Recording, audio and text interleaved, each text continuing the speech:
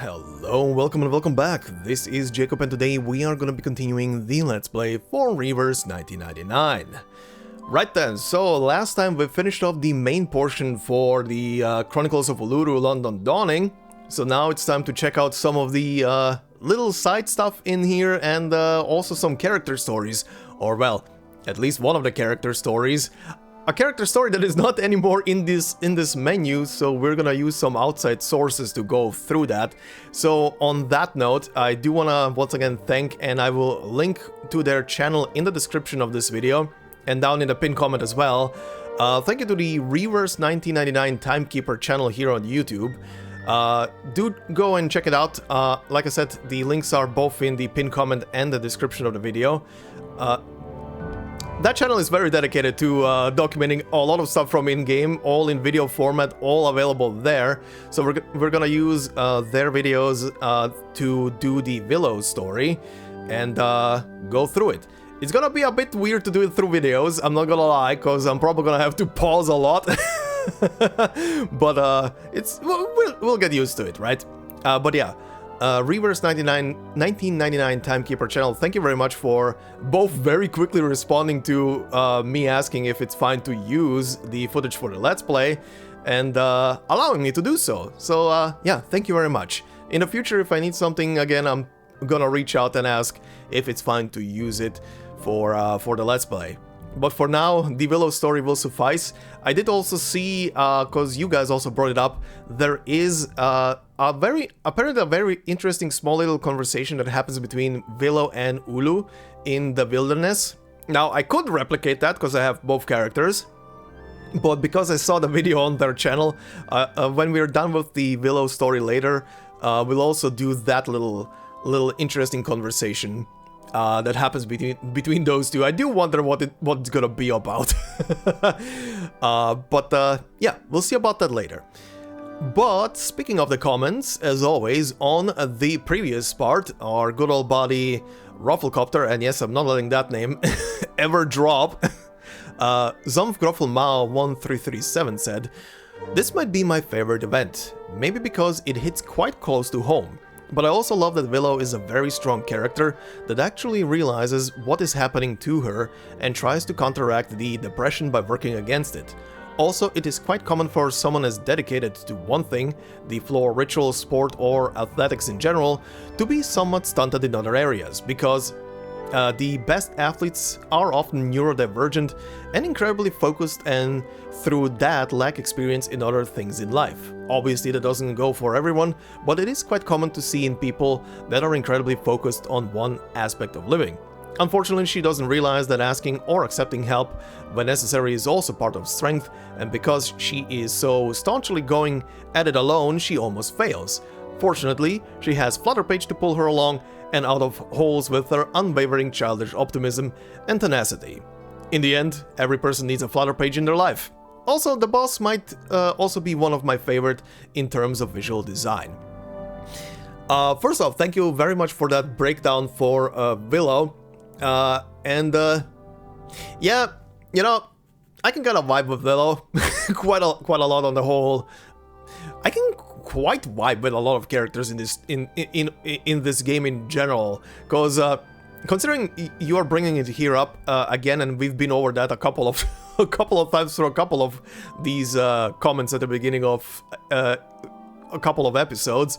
There is quite a lot of neurodivergent characters in Reverse. That is kind of amusing. I think this is the first game where I'm actually noticing that a lot, because you guys also keep bringing it up a lot. So it's kind of very funny. I mean, I know what neurodivergency is, but I've never really thought about it too closely or paid too close attention if a character is neurodivergent or not. But I knew about it, but again, Reverse kind of brought it to my very close attention how many characters are actually this type, which is kind of funny. It's also kind of funny because we keep bringing it up. I don't know, obviously I'm not diagnosed with that or anything, so I have no idea if I am neurodivergent, but I can definitely vibe with these characters in that kind of aspect. when it comes to the work that I put into the Arcanists voiceovers, it's pretty much a thing of when I sit down to do it, I am sitting down to do it, and I'm doing it for at least 6 hours until I feel hungry. And then it's like, okay, this is where we take a break for the day, and we continue this tomorrow for another 6 hours until the 2-hour episode is done. But yeah, it's a thing. It's a thing, all right. But yeah, anyway, the Flutterpage thing, I agree. Everybody needs a little birdie in their life to pull them along, which is also very funny. Bringing that up, I do love, and not just because of her like childish optimism and curiosity and like you said, tenacity as well. She definitely has that energy of a little curious birdie, which is obviously very funny because the origami bird is her representative. Would it be correct to call it an animal? Inanimate object, I guess? But yeah, I don't know. She definitely has bird energy, and I can vibe with that. I mean, in Arcanists, I do like Arene quite a lot as a character. Same bird energy, just older character. But yeah. Also, the thing you brought up about the boss being one of your favorite designs, that made me think, like, because I haven't really thought about it too much so far, at least. I don't know if I have like a super favorite design boss so far. The wolf smog boss is definitely cool in design and looks amazing. But yeah, I don't know. I would have to probably sit and think on this for a bit, because I don't remember if any boss really crazily latched itself into my brain because of design or anything. But yeah, anyway, thank you very much, my friend, for that amazing comment. In other stuff, I did see one of you guys brought up the 2.4 story to answer it, or rather to tell me if it would be important to go through chapter 8 or not. The TLDR, it would be kind of important to go through chapter 8 apparently, so main story chapter 8. Now, obviously chapter 8 is linked to the stories for 2.0 and 2.1, which obviously puts us into that boat of I don't want to skip on stuff and miss on context, pardon.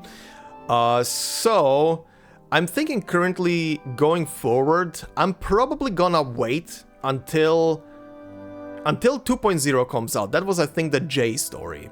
I'm gonna wait until at least the J story comes out, or rather comes back into the game, and then I'm gonna jump into chapter 8. I know I'm gonna be missing out on 2.1 for some extra context and characters probably, or whatever. But look, at some point I need to start cutting corners with some stuff. I'm not gonna be missing out on some stuff, but at least I'm not gonna have to wait for forever to tackle a big story or stuff like that. And you know, it's main story. At some point I do need to go back to it and finish it as well. So I hope everybody is fine with that. I know I'm gonna be missing out on 2.1 if I just do 2.0 and then chapter 8. I'm still gonna have to wait anyway for 2.4 to be re-added into the game. So whatever. It's whatever. Look, it's fine. It's fine. We can do some of the stories out of order. It will feel a bit but whatever.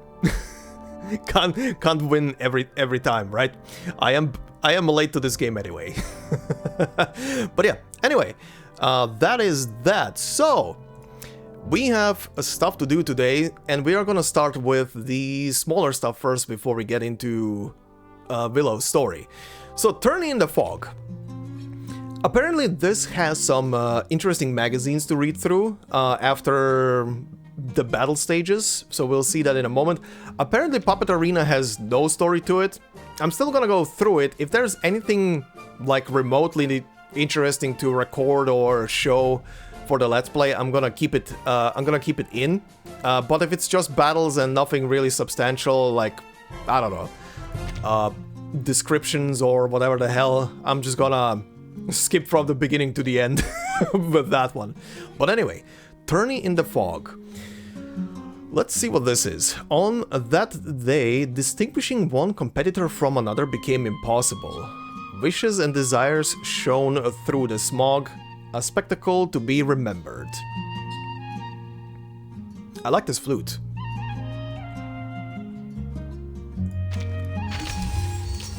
Ooh, okay. Okay, tutorial. Utu Spotlight Edition gameplay intro. Head to the Utu Joint Sales outlet and explore the story of this region to obtain garments, portraits. Oh yeah, this has a free skin, right? Garments, portraits, and other incredible rewards. Alright. 6 pieces to this, huh? Is that a spider? God, I'm gonna hate that. Anyway, street corner.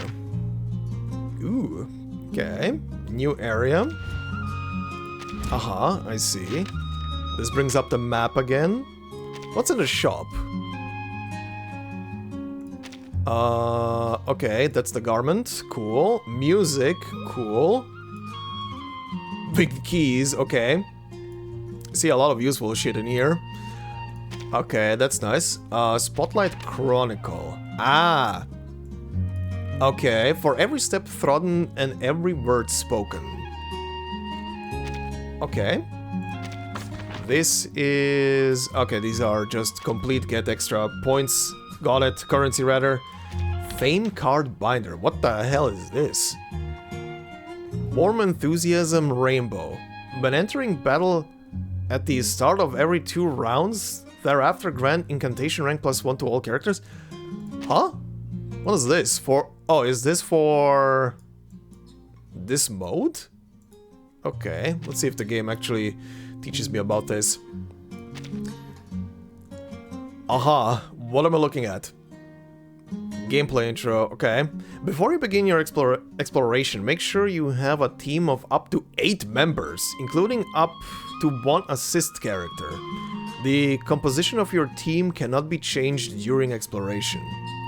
Ah, okay. Well, let me put them together then. Okay, I think this should be fine. Oh, this is kind of funny. So it's showing the, this as well on this thing. Okay. Oh, it's actually showing the imprints as well. Huh, that's kind of funny. Okay, let's see what this is. Oh, wait, that was stage info. Shit. Gameplay intro. Okay, more of this. Total exposure rounds? Exposure, film exposure, huh? The total exposure rounds for the area is the sum of the exposure rounds of each exploration. Utu issues rewards based on the total exposure rounds for each area. Okay, hold on, go back for a sec. Oh, it's keeping it. Oh, never mind, stage info is here. Okay. Chimney bird. That is a bird? Buddy. Do you need glasses? Birds often flitting between chimneys. They nest at chimney flues, their colors lost to the billowing ash. Maw in the fog.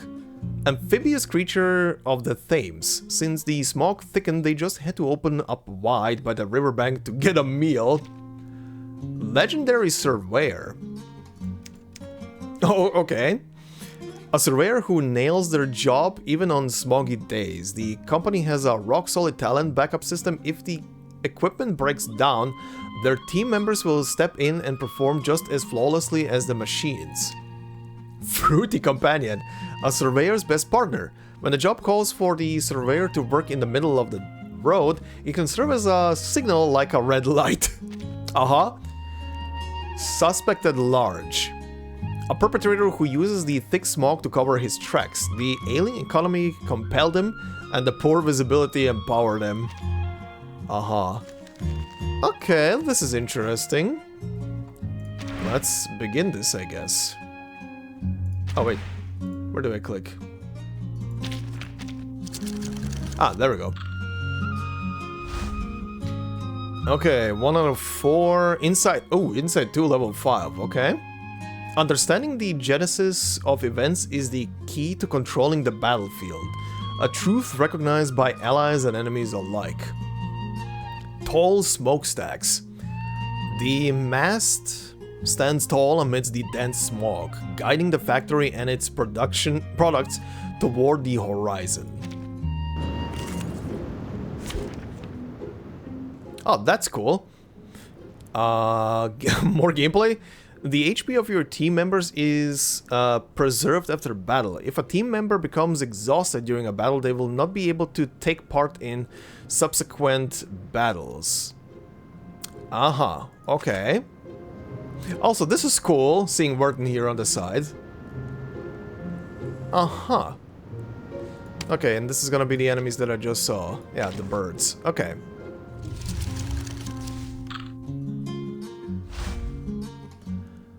Alright, next one. Understanding the genesis of events is the key to controlling the battlefield. Okay, same thing. Riverside Asylum. Who wouldn't feel soothed and healed by such scenery and fresh air? It can even work wonders for tuberculosis. Every doctor knows that. I mean, not wrong that a nice outlook on life and positive thinking does actually benefit healing, but very interesting.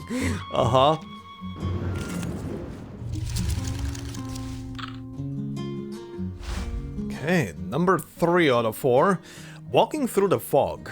A single lead plumb can measure the depth of a well, but to truly understand the fog, one must experience it firsthand.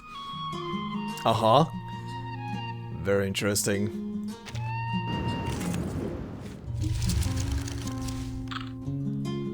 Okay, 4th one. Daytime darkness. During the short dark days, the word gloom is frequently used in weather forecasts and psychological assessments. True, I think. A famed card slot, okay. Alright. Oh, these are the big articles, huh? Smog and pea soup. The fog and its visitors.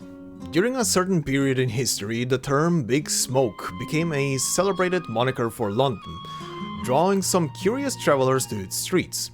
However, from the 17th century to some time later, the essence of a visitor's experience in London hadn't changed much, especially for those who chose to visit in winter. The dense fog often obscured the city's sights. By the 19th century, however, this fog had become an integral part of London's charm, so much so that some curious visitors would feel their trip incomplete without a glimpse of the dense and not always white mist. I mean, if it's such a staple, yeah, I can see that. The shift in public perception, where disappointment gave way to pleasant surprise under the same foggy veil, was an intriguing one. This change was fueled in no small part by art. Painters flocked to the city in winter to capture the fog-laden themes, and novelists used the mysterious haze as the stage for detective dramas. As these works gained popularity, people naturally embraced the combination of fog, water, and the ancient cityscape, viewing the smog as an essential element of London's appeal. For London residents, however, the smog was anything but romantic. This mix of stagnant water, water vapor, and industrial pollutants became known as pea soup in the 19th century. Anyone breathing the air could tell that the name was far from complimentary. Yet this wasn't enough to raise significant alarm. Pollution alone wasn't enough to halt the relentless march of industrialization. It wasn't until London, the great coal-burning engine, was brought to a standstill by the Great Smog of 1952, choking the city for 5 days, that effective legislation began to take shape. Yeah, that's the little thing that I was reading out during the... Was that in a previous episode? I think that was in a previous episode between... or in the first episode. Between... Oh yeah, first episode. Between Madame Z and Tooth Fairy.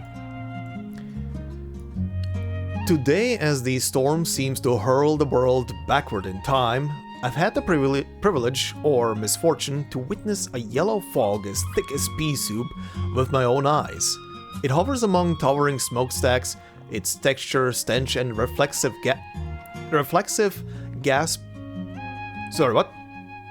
It hovers among towering smokestacks, its texture, stench, and the reflexive gasp I stifled upon opening my window all testify to its harm. I recall reading a poet's description of it, like a secret, something that adds beauty to everything. What a strange yet profoundly poetic form of praise. Now, before setting out on my field mission, I must hurry to claim a high filtration mask, surely the only thing capable of making my journey remotely pleasant. Considering the absurd traffic accidents that occur in such fog, I might also need to fashion a reflective vest. A soft disc enchanted with an illumination arcane skill should also suffice. However, to penetrate this fog, the incantation will have to be exceptional in its potency. I have no doubt that one or two researchers would eagerly pursue the challenge of developing such a device. Knowing them as I do, I'd bet all my personal files that were lost in the storm on it. Huh. Interesting. Is this composed by the main author for Utu? I'm sure you guys can answer me that one. Okay, so what is this now? Play Utu retails, win booster packs, and open them up for loads of fame cards? What is this, Magic the Gathering now? Okay, booster pack 1. Zip.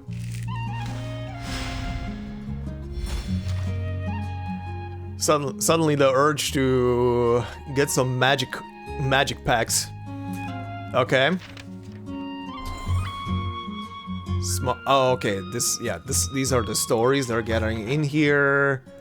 All of this stuff to claim. More booster packs. More stuff. Thank you. Okay, so what does... Oh, hold on. Need to open pack. Need to gotcha. Alright, interesting. So 10 out of 10, huh? Booster pack, Utu's newest way to test your luck. Fame cards can be found inside. One more booster pack, he promised himself just one more. Okay, that's interesting, but we're gonna continue with this for now. What did I even get? Okay, so every one of them has like a different little thingy, different little buff. Interesting. Okay, yeah, I see. More achievements? Yes, I did open more fame cards, thank you. Okay, let's continue with this for now, and then we're gonna check out those.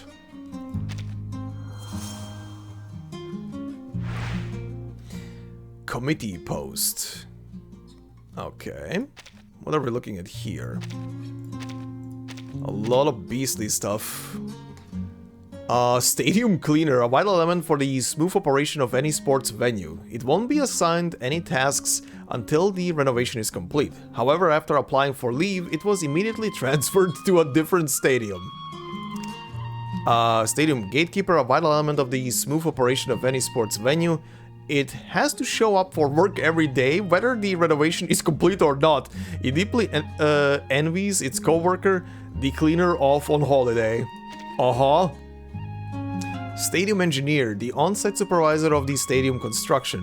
When its request to switch to the Uluru paint was rejected, it lost all its enthusiasm and chose to remain as cold and distant as necessary. Stadium unloader, the backbone of the stadium construction. They're small, swift, and cheap to mass produce. That's what makes the Uluru paint possible. Stadium inhabitant, the original inhabitants of the stadium. On a quiet morning, they watched as a group of kind-hearted strangers arrived, determined to help rebuild their home. A fanfare trombonist. A trombonist playing on the opening ceremony. Driven by her unique vision, she occasionally adds a few high-pitched vocals to the music between her trombone notes. Bench warmer. A performer warming the bench for the opening ceremony. This wasn't his plan, but only when he arrived at the rehearsal did he realize he had forgotten his instrument at home. Pianist. The pianist playing on the opening ceremony. He's always been a solo artist until he found out he had to share the rehearsal area with other musicians, and that no one was allowed to leave until the performance was over. Violinist. A violinist playing on the opening ceremony, full of zeal and boundless energy. He never stops, pouring his heart into every piece he plays on his beloved violin. Piccoloist. The piccolo player playing on the opening ceremony, formerly an athlete at the games. She now contributes to the field in a different capacity after her retirement. God, there's a lot in here. Oh, hi. Very interesting characters. On-site horticulturist, a woman in charge of beautifying the grounds and facilities of the stadium. After noticing a correlation between athlete injuries and the condition of the stadium grounds, she decides to work from the medical tent to improve efficiency. Sports physician. A medical professional providing on-the-spot care for athletes. With the rules of the games growing increasingly convoluted, the steady stream of patients barely gives him the chance to burn off all his energy. Very interesting. So far, I'm just learning a lot about the infrastructure, or rather personnel infrastructure of, of a sports festival. Okay. Let's begin with this stuff. The highlight event, a race for the ages. Please unleash your ultimates promptly. Okay. Sports of a new era. Perhaps to start, it would be best to reshape the flames into a diamond lattice of gray and white.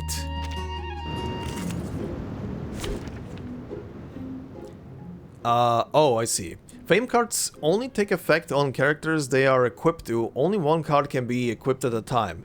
Sparkling fame cards take effect on all team members. Up to 2 cards can be equipped at a time. That's very interesting with all those card effects. Alright, let's see. A secretary's experience. When it first started, the event rules compendium was the thickest file. After 30 years, it has become the thinnest file of all. Okay. Yeah, times be changing.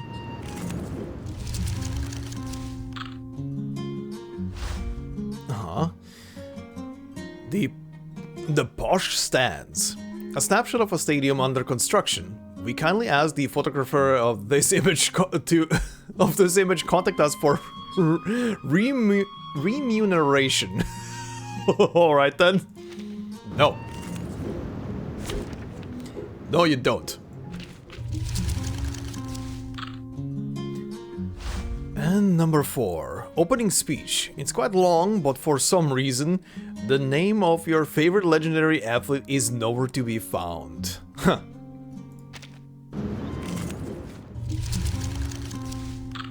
Alrighty, and number 5. Oh, this one is 5. Lucky number. Over the past 10 iterations of the games, athletes wearing this number have secured 8 silver medals. What, lucky number 2000? I guess that makes sense. That makes sense. Okay, I'll give him that.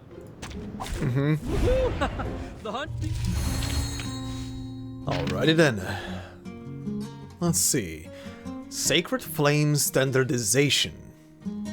Evolution of Uluru traditions in the 20th century. Appendix. Character research. Standardization is a necessary process for sustainable development. Though the chief overseer of the Foundation's Uluru committee has never engraved this phrase onto her sleek walnut desk, Anyone who has interacted with her knows it is her guiding principle.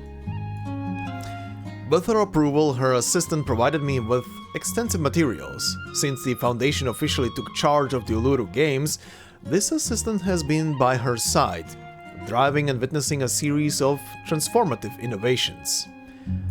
Without a doubt, for the wider Arcanist community, the Uluru Games are a glorious and ancient tradition.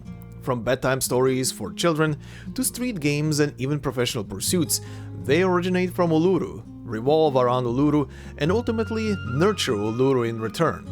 Fueled by people's spontaneous enthusiasm, the games have thrived to this day. Yet the Overseer was among the first to recognize the potential risks threatening its legacy. The assistant recounted their initial encounter with the Overseer. In my youth, I witnessed a young participant nearly lose their life due to lack of safety regulations. I gathered similar cases and called for attention to fairness and safety in the games, and soon received a response, an invitation from the Overseer to work together. I still remember her words during our first meeting. Competitive sports should be the seed of peace, not the breeding ground for danger. It was only after working with her that I realized the standardized arena was merely the first step toward our renewed Uluru Games. Surely you remember the uproar when high-risk events were suspended for the first time. Critics lambasted the decision as destructive to Uluru's traditions. But amidst the storm of public opinion, the Overseer remained steadfast, believing that only by ensuring the athlete's safety could the Uluru flame burn on. Please understand, the Overseer has no intention of letting these traditional events disappear. Over recent years, several events have been reinstated with revised rules, and others are being revitalized with a combination of modern science and arcanum, transitioning into entertainment formats to preserve them. Our first experimental project, the Puppet Arena, was recently launched, and we eagerly await everyone's feedback.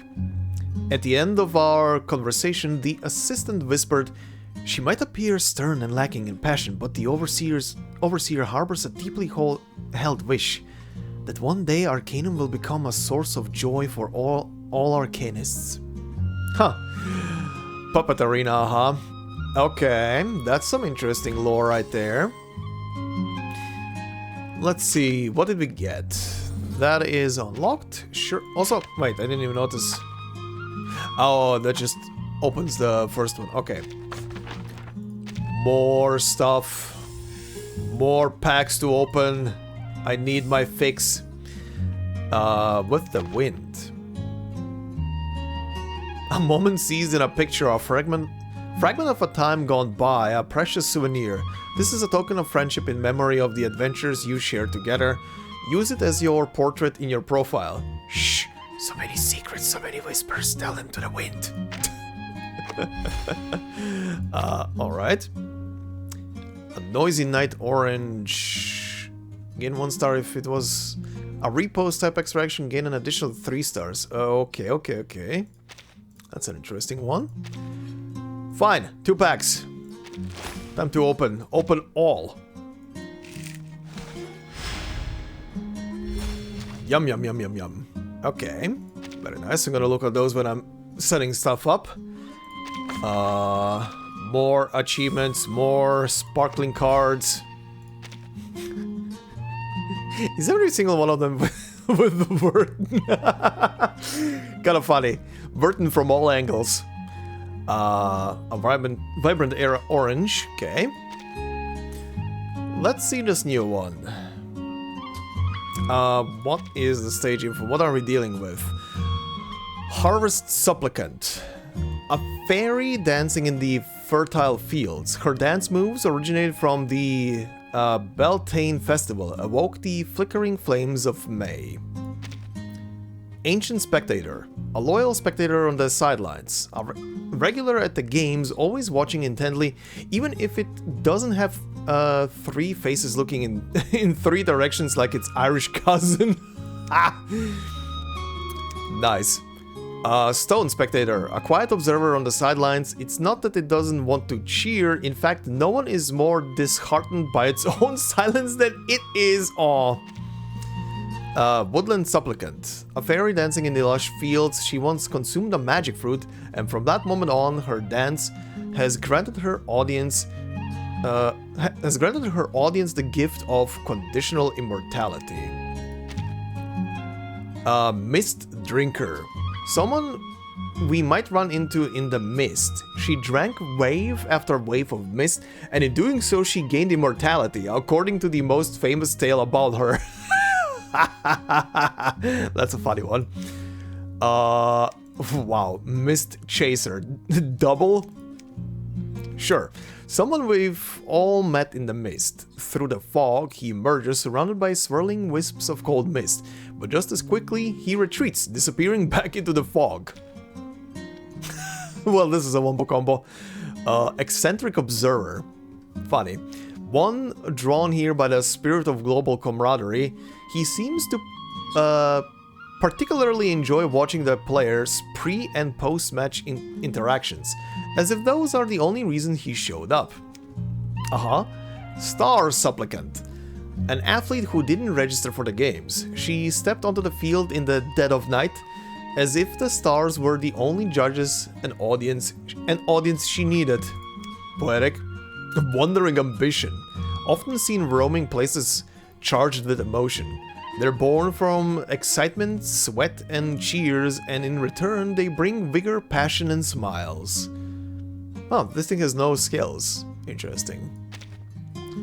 Alright.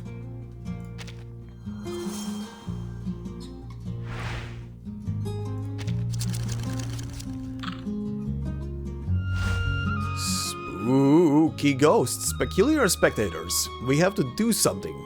None of the ghosts and spirits showing up at the games have bought a ticket.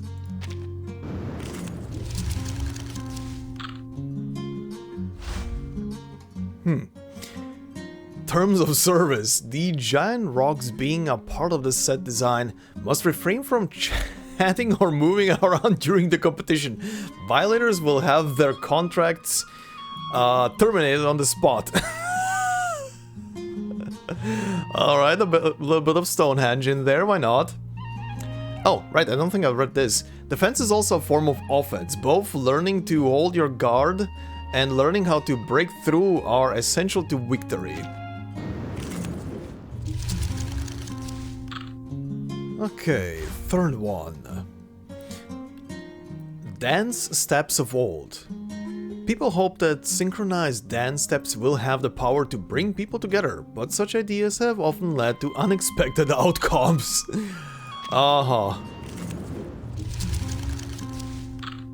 Fourth one. The Witch's Impression. A youthful beauty or a withered crone. She hides her face beneath the brim of her hat, shrouded in a thick fog. Well, she still looks pretty. Fifth one. When the bonfire burns. Welcome friends, neighbors, fairies, spirits, and witches. Okay, very, very simple. Alrighty, all done. I think I was missing a milestone. Anyway, Secrets of the Stadium. The witch's silhouette, dances, rituals, and more. Dance is a ritual form understood by most Arcanists and even humankind at large. However, opinions differ on the source of its arcane power. Anyone with a witch's lineage is born with it. They use some ancestor salve, like a flying ointment. Invisible demons guide them. Surely they were kidnapped by fairies as children. My mother swears that's the story of every witch she's ever met. To unravel this mystery, I joined the Source Arcanum research expedition and visited the hometown of Miss Charlotte O'Hagan. Surprisingly, the area still retains an Iron Age charm and simplicity. Fairies are openly visible and interact with humans, enlisting their help to build homes, wage battles, or play card games. In return, they offer magical treasures or sage advice. Quote, "We don't mind sharing our roof with our with Mr. Spirit over there," said one fairy. "He knows how to keep meat fresh, so our hearing always sells best on the street." Herring, sorry.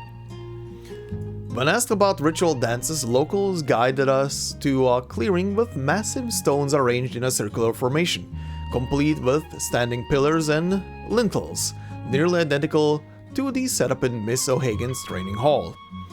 Usually, it happens on May Day or at the start of winter. Everyone holds ribbons or short sticks and dances in circles around the stones. Gradually, the number grows, but you can't tell who has joined. Fairies and spirits like to disguise themselves and mingle. One guy demonstrated some steps, claiming they were taught to my great-great-grandfather by a fairy. Interestingly, parts of the dance mirrored Miss O'Hagan's movements. However, all it did was attract a flock of birds. Another villager shared a more modern adaptation. Nowadays, most villagers prefer to light 2 bonfires in the square. If you want protection, walk between them. The smoke and flames will ward off evil. For good fortune, you need to dance around them. Remember clockwise only. Mischievous fairies might try to confuse you. At the end of our investigation, we sought Miss O'Hagan's personal view on such floor rituals. Her response was succinct. "I have no stories to tell." That is so in line. That is so in line with her. I have nothing to add to this, no comment. Leave me alone. Alright. What was the last thing? Complete expo... Oh, within 20 expo... Okay, that's why I didn't trigger all of them. That's fine. That is fine. What is this one? The Long Night Orange. Also funny, all of them are orange. Haha. When another casts a healing condition or is being attacked, gain 1 star. Okay. That's an interesting one. Well, 1 pack to open. Zip. Alright, that's a combo. I see a familiar one in there. Okay, bell tower.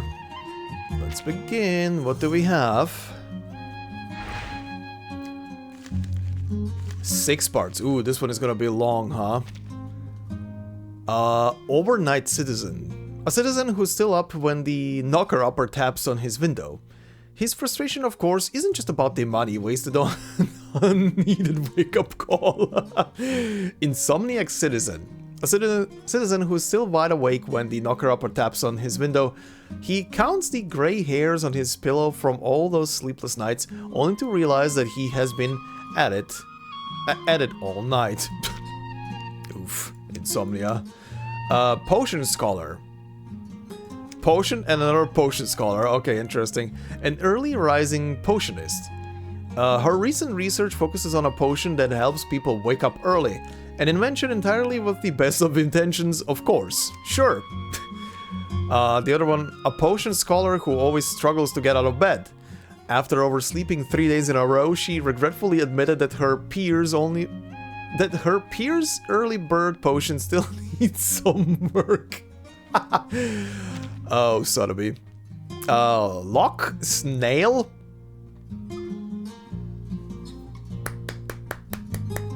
I'll give him that. I'll give him a solemn little applause for that one. A snail that isn't quite a snail.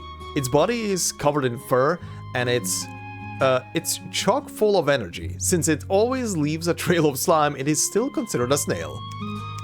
Okay. Left Wing of Nightmare. A creature that sees knocker-uppers as its arch-nemesis. A window. It wanders through dreams, always taking the left path at every fork, until there is a sudden knock on the window. Or rather, not a window, sorry, a mirror. Right-winged Nightmare. A creature that sees okay, same thing. It drifts through dreams, always taking the right path at every fork, until there is a sudden knock on the window. Huh. One is the left one, one's the right one, huh? Gnashing critter. The source of the constant gnashing of teeth in the smog. It never fails to catch the sound of peas tapping on its windows. Each morning the citizens wake up to its crunching and the sound of scattered peas. Wine cellar heiress. Spectator constantly busy with opening barrels and celebrating. She's the luckiest of them all, having correctly bet on the winning champion 5 times in a row. Earn in cellar. A spectator trying to stay away from the crowd. When the wishes become overwhelming in the stadium, she had to retreat into the gradually emptying wine cellar, desperately seeking some peace and quiet. Both in cellar. A spectator preoccupied with petitioning the Uluru committee. She's determined to make boarding assault a new sport in the games. Alright.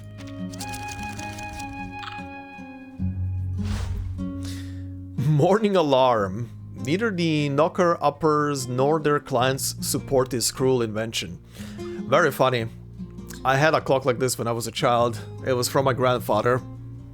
And we used it for quite a couple of years. Always monitor negative statuses, whether on allies or enemies. The more negative statuses on enemies, the better your chances of winning. No shit. Oh, inside 3. Alright, second one. A warm bed. Help! This bed must have cast some kind of arcane skill on me. Why else can I get out of it? Me every day when I have to get out of bed. Oh, God. Anyway. On to number 3. When peas knock the window. If your balcony floor is covered in slippery trails, it's a sure sign that they have been here. Uh-huh. Number 4. Frosted glass. How can you tell mirrors from windows on a damn foggy day? The mirrors only reflect ghosts, while the windows can reveal something far worse, knocker-uppers. Okay, these are funny. These are actually funny. Okay, 5th one. One cozy night. It's not until the dawn breaks that you realize what's been following you isn't a dog. Creepy? Uh-huh. And number 6. Knocking the sun awake. But who's the one credited with waking the sun? The heated argument raged on until the sun set again. Good stuff. Good stuff. Okay, then the last one was a bit dicey. Let's see. Professional lifestyle services. The best knocker-uppers around. The Uluru Games have officially begun. Dear readers, surely you wouldn't want to miss the thrilling match between the British and French teams or Caroline Bartley's elegant dance performance while still snoozing away, would you? Knocker-uppers are offering special services during the Uluru season. Here's our list of top recommendations. Mr. Hans, 5 stars. A beloved figure in Dalston and known as the Living Big Ben, Hans is also a volunteer for this year's games. With 12 years of experience as a knocker-upper, he's never made a mistake. His lively knocking rhythm is surely to energize your entire day. Price 8 pence per week. 8 pence a week, pardon. John Ritchie, 5 stars.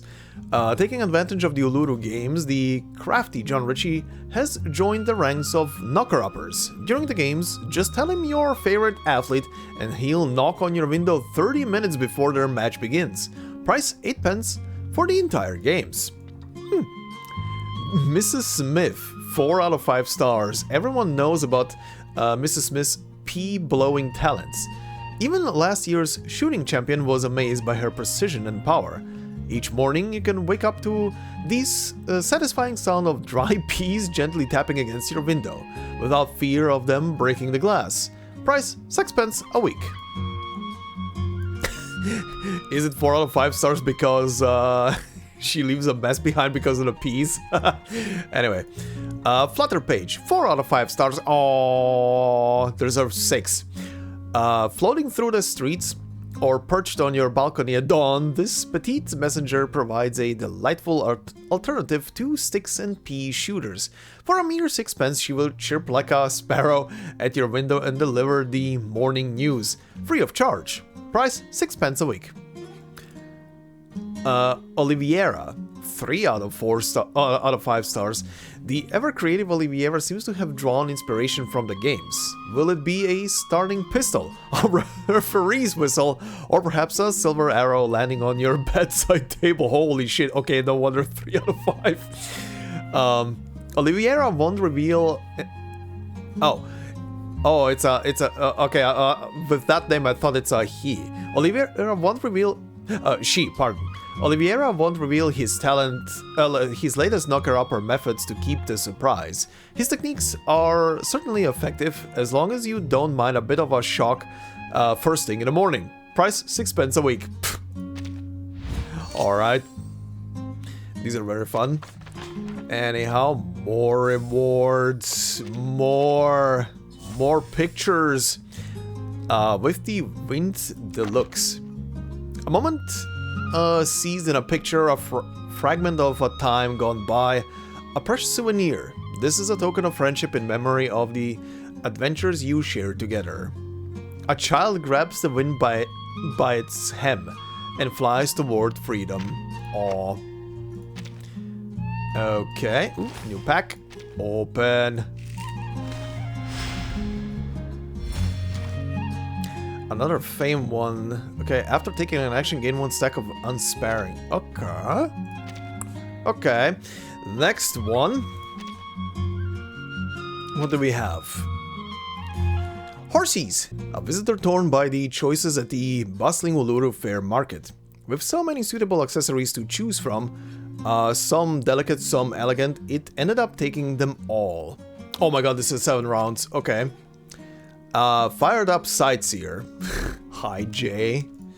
A visitor who struck up a fervent conversation with every shopkeeper he met. He's figured out how to enjoy the trip in the dense smog by staying in well-lit indoor spaces. Fireplace familiar. A mysterious arcane creature often drawn to light and warmth. Easy to catch and even easier to coax. To keep it around, just make sure your fireplace is warmer than your neighbor's. A clear mirror. A sharp-eyed visitor at the Uluru Fair. It spots even the tiniest imperfections in products and catches every awkward attempt vendors make to conceal them. Flamespark Duelist. Hi there, how's it going? A gladiator is setting out on a new journey. The smoke couldn't snuff out her flames. If anything, it only fueled her determination. Oh boy, terrified of that one. Cross Street Gentlemen. A group of gentlemen, striding proudly together. They offer tourists a chance to learn local customs, expecting nothing in return. Astute Sightseer. Not your everyday sightseer. She studies the flow of the crowd and the positions of the stalls intently. Unperturbed even when people almost bump into her. Hasty Sightseer. A traveler zooming by. Her exhaust fumes left a lasting impression. Some tourists even mistook it for one of the local attractions. Did it smell like vodka? Puffy Clockbird. A timekeeping bird so round that it looks like it swallowed a clock. Precise, impartial, and a master of counting. It makes everyone who encounters it realize how much time they've wasted in their lives. Thank you. Clockbird. Birds that chirp like the ticking of a clock's second hand. They're often seen flicking around time wasters. Their tick-tocks getting on the nerves of these procrastinators and wearing down their resolve. Very nice.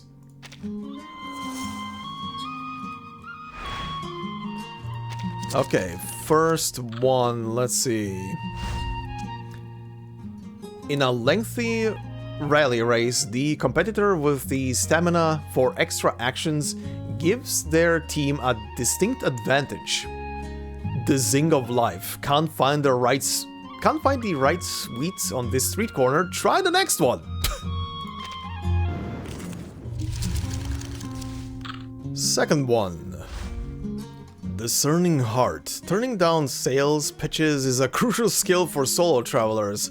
It's easier than it seems, just be on the lookout for overly eager approaches. Number 3. Long-hilted dull weapon. An umbrella is more than just protection from rain and wind. How to be a hero with just an umbrella is topping the bestseller list. Get yours now. Kingsman sends its regards. Number 4. Stargazy Pie. Oh god, it looks disgusting. Oh, what the hell? This centuries-old cuisine may not suit everyone's taste, but its traditions hold more significance than just flavor. I don't even know what to say about this thing. The law is above all else. Oh, good for you. What the fuck? How do I deal with you? Alright. I think this is where we need to stop this now. I think I hit a point where I just can't do shit anymore. Alright. I came up to here, and I've been here for over an hour, and I'm recording this, and I need to kinda move on and continue this recording. I don't have the entire day to sit at this one fight and figure it out. Whatever I'm throwing at this fight, it's not working.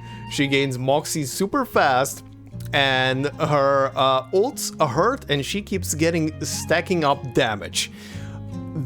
That is a fight. I do not have a counter for this thing, and the only characters I have currently leveled and equipped, hold on, that was the wrong thing, are pretty much in this team, and they all fail. They all are failing. So this is where we're gonna stop with this one. For now, at least. I'm gonna see if there's anything I can do for next time, because there is still one more episode on this thing that I need to do. Anyway, Puppet Arena. The divine flame, the piercing edge, the footsteps pressing ever onward, the puppet and its undying hunger for victory all are now encased within its confines. Oh hi, what am I looking at up there? Welcome to the Puppet Arena, where everyone can safely experience the ancient Ludo dueling games with puppet fighters and imitation artifacts. Throughout the event, a variety of rosters will be provided on a rotating basis. Here are some of the new units introduced in this rotation. The Puppet Arena refreshes its roster every 2 weeks, rotating a new combination of characters, artifacts, and arena modifiers for a period of time. Okay. So this is the current rotation? Interesting. So, dummy versions of existing characters and or Walder? No idea who you are.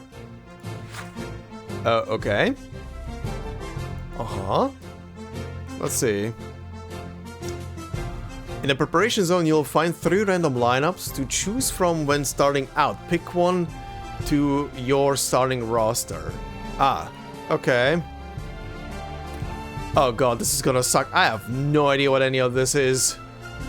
Sure, let's go with the actually, what are these? Gain 1 stack of sturdiness when casting a rank 2-3 incantation. The ally with the lowest HP gains 1 stack of sturdiness. Okay. At the end of the round, inflict damage taken reduction -2% on enemies with burn. After this unit casts a buff for debuff incantation all allies gain stacks of regen. Okay. After casting an ultimate, all allies gain 1 stack of incorporeal damage. Oh, dodge 1 attack. Okay. The hell is this? Scary forceps? When this unit casts a rank 2 or 3 incantation, damage bonus 60%. Okay, that's a strong one. So, choice between having a strong artifact or a bunch of small ones. Oh god. Characters that I don't even know how other skills work. This is fun. I have no idea. Middle of the line, whatever. In the puppet arena, you can form up to 3 teams. The second and third teams will unlock as you progress through the matches. You've added a puppet fighter to your team. Tap on the fighter to see its details. During battle, puppets will cast their available arcane skills at random. However, if you select prioritize for a particular skill, the puppet will focus on that skill during battle. You tap on an ally to check the arcane skills they're prioritizing. Also, keep in mind that each ally can equip 1 artifact. Okay, note that these imitation artifacts may have different effects compared to other game modes.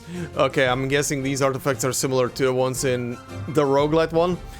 In an arena battle, puppets take actions in the order of their assigned slots on their team. In most cases, each puppet has 1 AP per round. This sounds like an auto-battler. Okay.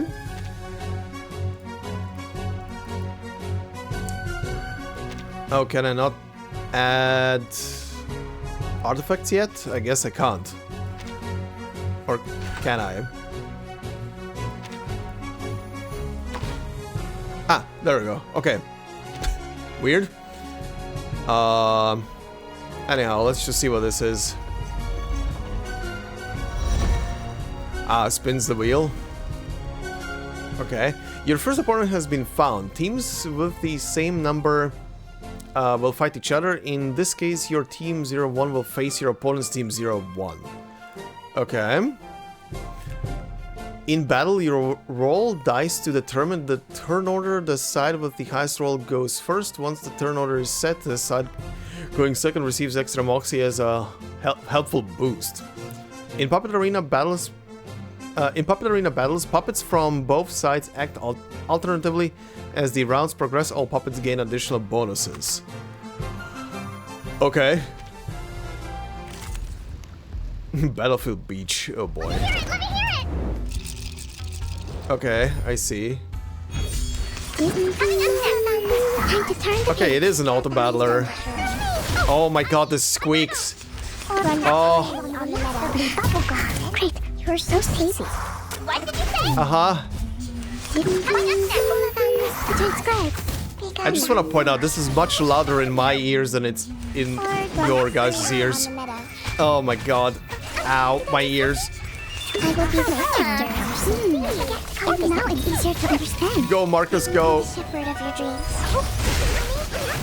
I have no idea what just happened. I have no idea what just happened. I just know I heard squeaks. The tiring room is now open, where you can exchange timeless timber for various supplies. As the matches progress, the rarity of available supplies will gradually increase. Okay, if the offered supplies don't meet your needs, you can refresh the stock for a small amount of timeless... Okay. Here are the timeless timber and puppet hearts you've earned this run. Timeless timber is currency that can be exchanged for a variety of supplies in a puppet arena. Puppet hearts are a testament to your battles in the arena. You can exchange them for various items at the heart salvage. Okay. Once you're done buying supplies, you can go back to tweaking your teams before heading into battle. Simply tap the card icon in the bottom left corner to return to at any time. Okay, I see. But yeah, that is pretty much that then to this thing, huh? Okay. Anything on this? No, this is just counter for a lot of stuff. Okay. I will be doing this mode, but I think that then in this case I'll be doing this mode in my own free time over the next couple of days before this runs out, just to get stuff from the shop. But yeah, pretty much just an auto battler, an interesting auto battler, but an auto battler. Anyhow, we have something else to do. But yeah, this. Good God, I'm not joking. I've been sitting here for like over an hour trying to figure that fight out with the units that I have leveled up, and the closest I got was like 30% till 30% left on the boss on on the little sputter. But yeah, jeez, no. Good God, so much damage. If there is a counter, I mean, you guys saw the lineup that I have. That is pretty much all the units I have left that I have leveled to inside 3. I don't have anything else to throw at the boss, unless I borrow someone's unit and stuff like that. But yeah, that is that. But for now, we have a character story, so let me hop on over to that. Alrighty then, let's do this. So this is gonna be a tiny bit awkward compared to the usual, because this is gonna be through a YouTube video, or rather a series of YouTube videos. So once again, thank you to the Reverse1999 Timekeeper channel on YouTube. Again, like I said at the beginning, all the links are provided in the description of the video and down in the pinned comment. So go ahead and give the channel a view and a like, and maybe even subscribe to them, because they do document literally everything in video form. So yeah. This is gonna be a bit awkward, like I said. I'm gonna probably have to pause a lot to get through the text, so it's gonna be cutting in and out of sound, so apologies in advance. And yeah, let's begin. Slithering snail. There's a lot of jeez. Slithering snail, Okay, let's see. Question mark, practice room. Everything all right?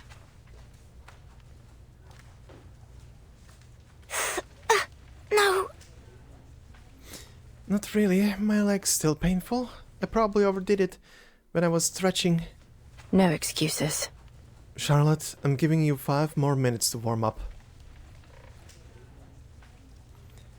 5 minutes. If you want. I can send you off on a permanent break. A smirk appears on the young girl's face. She can hold her feelings back no longer. I followed the choreography to the letter. Why? If you'd done that, we wouldn't be having this discussion right now, would we? Oh, no. Come on then, Charlotte, speak up. What is it? Cat got your tongue or what? Your pathetic pride? Damn. Funny, this coach kinda sounds like, I mean, not vocally, but mannerism-wise sounds like older Charlotte. Alright. I don't want to hear any excuses. I think she's voiced by her voice actress. She waves her hand impatiently. Again. Don't let me think you're a failure now, Charlotte. Damn. That is some attitude, coach. She turns on the wire recorder, and the music pierces Charlotte's eardrums. This is piercing my eardrums, excuse me right now. Excuse me a tiny bit. Okay. The young floor ritualist takes a deep breath. When she lifts her head, a smile is plastered on her face. The music plays on. Raise your hand. She grabs her wrist and lifts it higher. Kick with range, I say. She points her toes as she extends her leg to capacity. Good.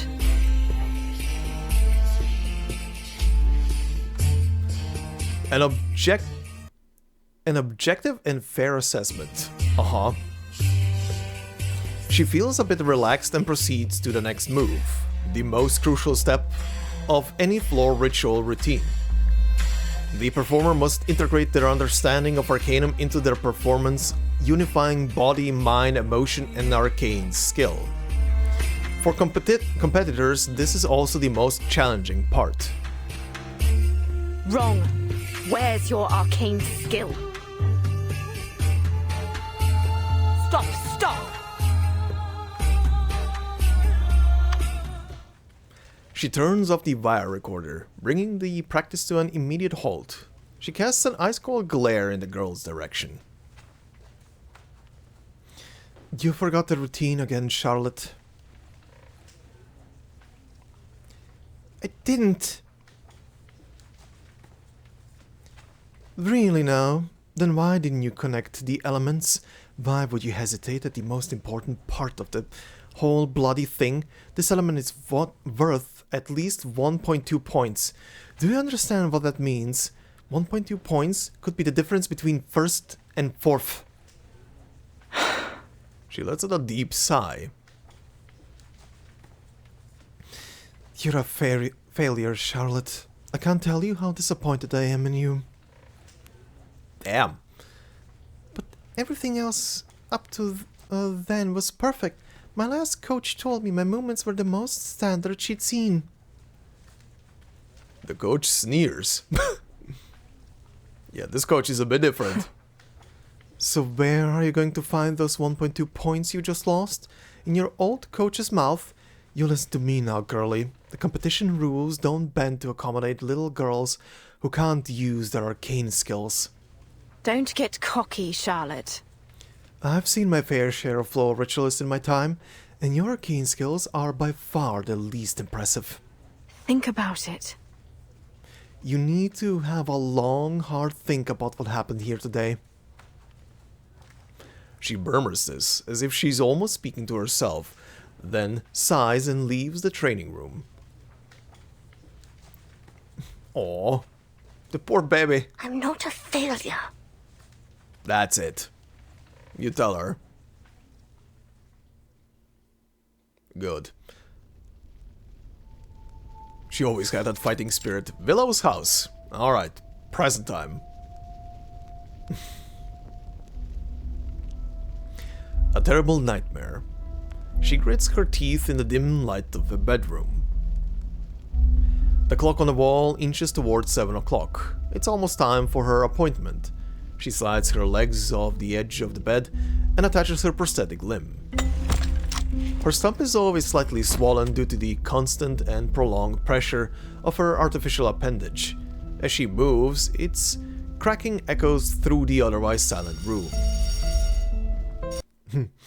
The swollen part reminded me because my grandfather had his left leg amputated,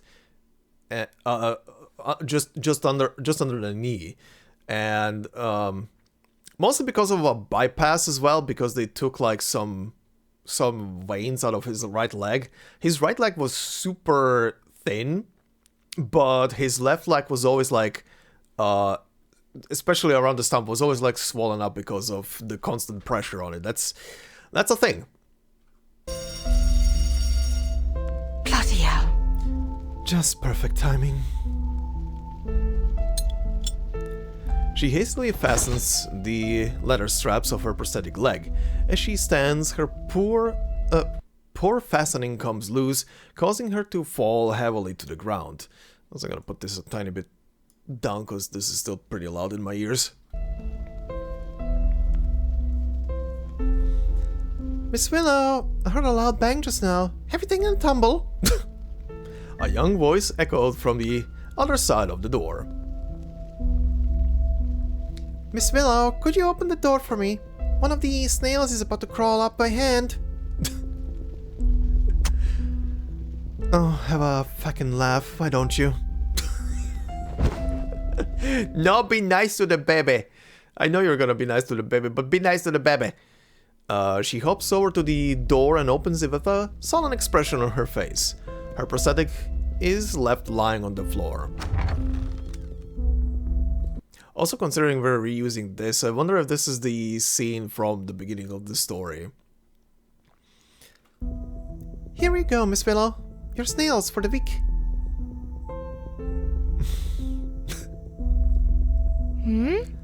You alright? Mind your own business, will you? Give me the snails. Flutterpage blinks, then holds the jar of snails up to Willow. Hurry on to the letterbox and pick up your rewards for the week. Could you? Oh, wait. Was that, who was that? Go back. Go a tiny bit back. Oh, that was Willow, sorry. Hurry on to the letterbox and pick up your reward for the week. Could you? Could you give me a different reward this week, Miss Willow? What? I'm thinking. For my reward, could you tell me what you do at home all day? Thompson says there are strange noises coming from this house every day, like 100 frogs croaking at the same time. Is that your arcane skill? Why is your arcane skill like that? Miss Willow, can you tell me how I can... Get out of my garden! Oh, Jesus.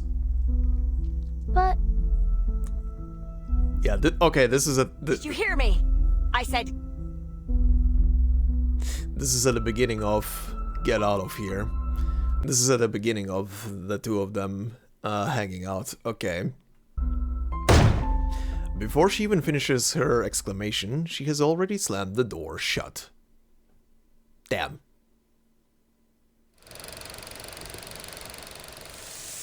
To be continued. Oh god. This is going back to the whole thing now, huh?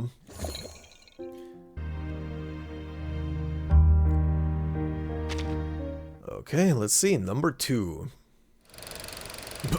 Lubricant. How's the volume looking? There we go. As the door closes, her solitary leg can no longer bear the weight of her body, and she falls to the ground in disgrace.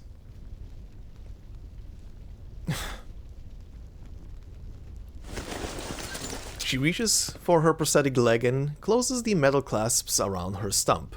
At least now she looks like an ordinary person. Alright, let's take a look at these snails. These footless little things. Or I suppose their entire body is a foot. That's why they're called... Gastro... Ha! Is it? Is that the reason why they're called gastropods? That's interesting. If that's true. Anyway, the swelling in my leg has gone down since I started using their mucus as lubricant. One by one, she places the snail on a table, arranging them neatly side by side. As they crawl forward, they leave a trail of shiny mucus. Good, just like that. Keep it up now. What is she doing? She closely monitors these snails as they make their way across the table, and its surface starts to shine with mucus. You're falling behind, number 3. Is she is she doing snail races to entertain herself? What is happening? The third snail curled up inside its shell. Number 5 is gaining speed, overtaking number 1, but victory is still far off. She is. The 5th snail extends its body, slowly overtaking snail number 1. Bloody hell. Honestly, number 8, don't you know the rules? You can't climb on top of number 5. The 2 snails roll into a ball and fall off the edge of the table. Willow, why? I'm afraid you're both disqualified. Number 7 has crawled the farthest, but Willow says nothing. She simply looks down at it with a strange coldness in her eyes. She waits until it reaches the other end of the table. If this were a real race, the timer would end now.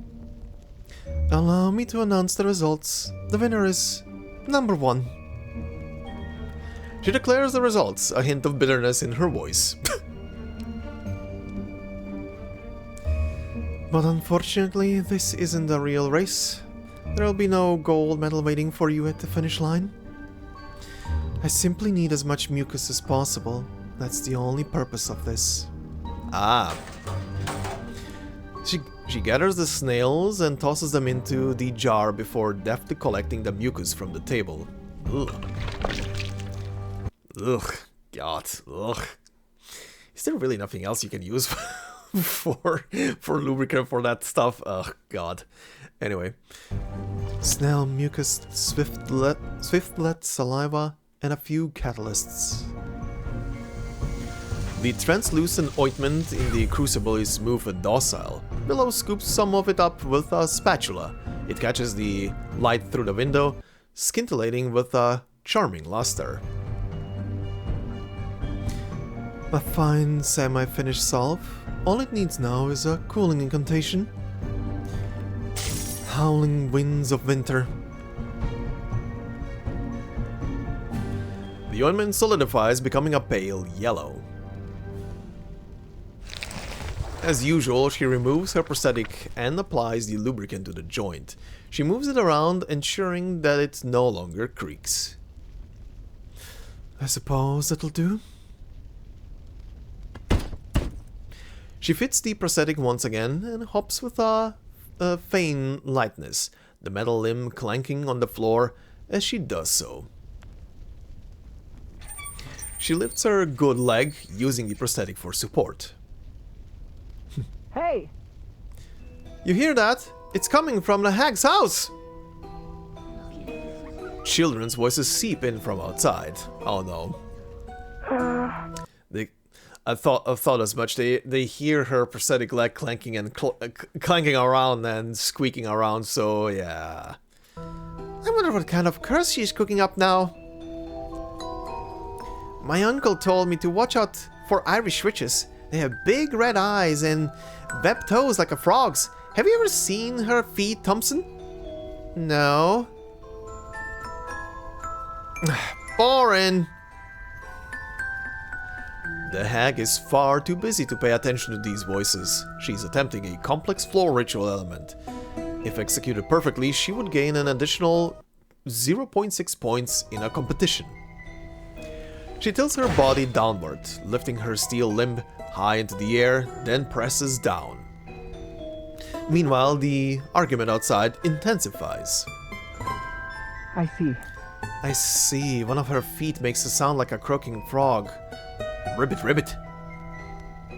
Actually, it's just like the sound coming from her house right now. What? Even after lubrication, her prosthetic still makes a harsh scraping sound. Willow presses down with all her might until her spine and the steel groan together. Ow! Not enough. This is just the weight of the metal, not my own strength. She grits her teeth and presses her leg down lower. As her body extends, the metal prosthetic screeches louder. Screeching, screeching? Yeah? She loses her balance and falls to the floor once again. Ow. Perhaps she's caught someone. She's probably throwing them in the cauldron as we speak. Good God, kids. We have to go rescue them. What should we do? Fetch some grown-ups? Grown-ups are all a bunch of chickens. They'll just tell us to stay away. No, it's down to us, Albert. We have to go and save whoever the hag has caught before it's too late. Quick, grab some stones. Oh God, please don't bust her windows. The sound of hurried footsteps echoes through the garden.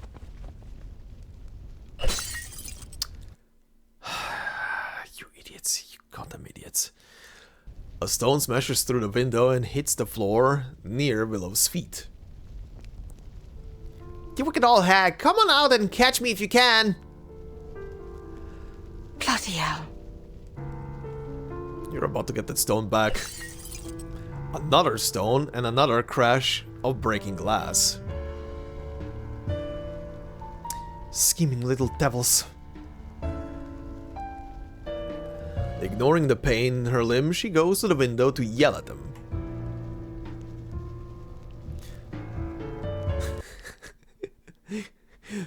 We're reusing... there is a trend that I've noticed with this event. They're reusing this specific picture a lot for a lot of moments. Which is weird. Which is a bit... I mean, sure, but it's a bit weird, right? I feel like I've been used to the other events using a lot of individual CGs, even slightly altered, but they're using this one where she's peeking at or looking at Flutterpage in the bottom right corner out of the window. Anyway, it has its use. Get away with you! Whoa! It's the hag! There it is again, another wailing child. Shut your mouth. Oh, whoa, incantation? Miraculously, the crying actually ceases. All of you. Get the bloody hell out of my garden.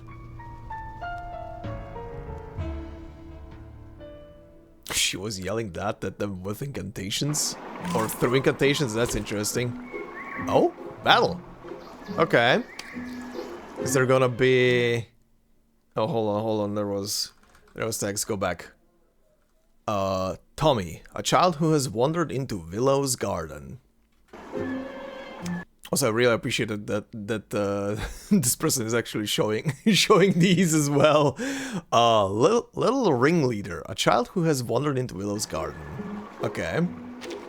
Any unique text during the battle stage, or is this gonna be something I can skip? Oh god, those buck teeth. We just need to beat the witch, then we can rescue the people inside. Uh-huh. Bothersome little pests. We need a spell to strengthen the critters in the garden. That should send the blighters packing. Ah. That's how the garden starts turning into a nightmare slowly, huh?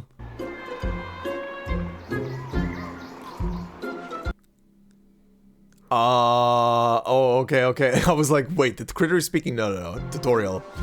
Each of these critters has its own unique characteristics. Make the most of them to wear the children down? Jesus Christ. What is this? Alright. Grants a shield, yeah. Recover 3 HP to all allies. Critter evolution, uh-huh. You're not half bad. Oh, do your best and hold out for 5 rounds. Oh, that was the objective for this. Okay. Funny.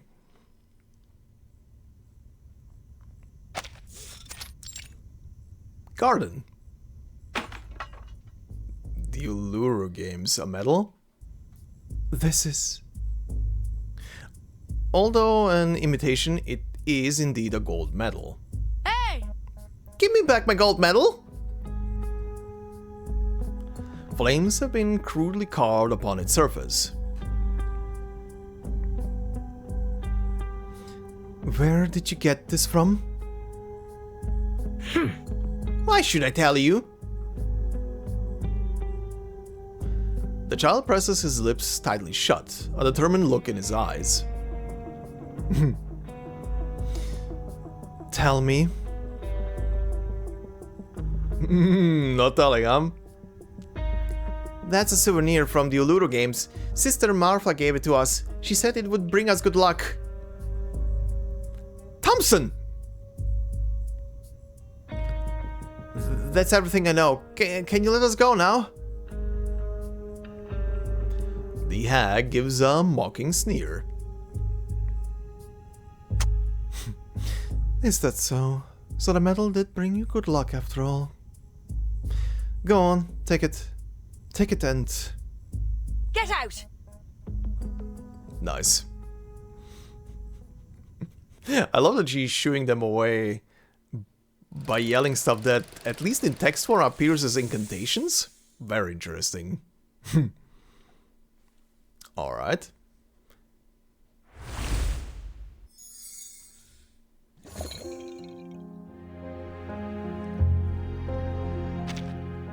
Part 3. Fallen Swan.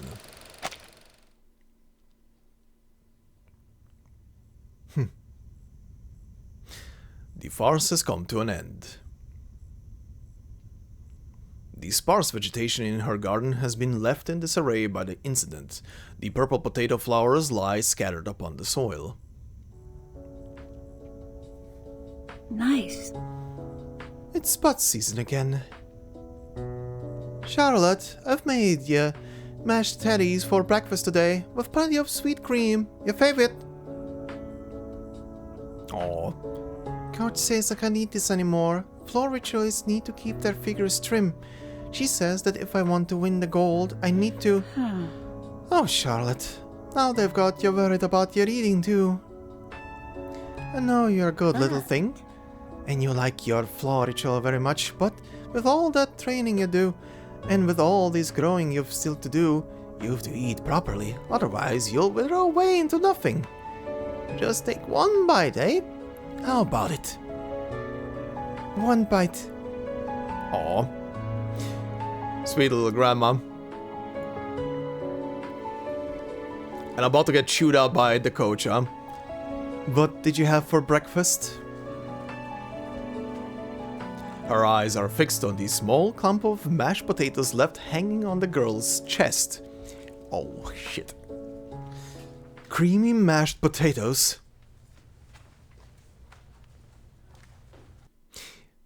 Why are you complaining about potatoes? You guys are Irish. What the fuck? What the fuck? Are you insane? Anyway. Before the girl can react, she explodes. Oh god. How many times have I told you, if you want results, you can't eat rubbish like this? What is this music right now, excuse me? I was just trying to get a little energy. They both know this is just an excuse. And yes, I know that athletes, especially in like these dancing and ballet-esque kind of stuff, have to keep a figure, but come on. Come on. The Uluru qualifiers are in 3 days, Charlotte. Did you forget that little fact? Or do you think that pathetic speck of talent of yours gives you the right to get complacent?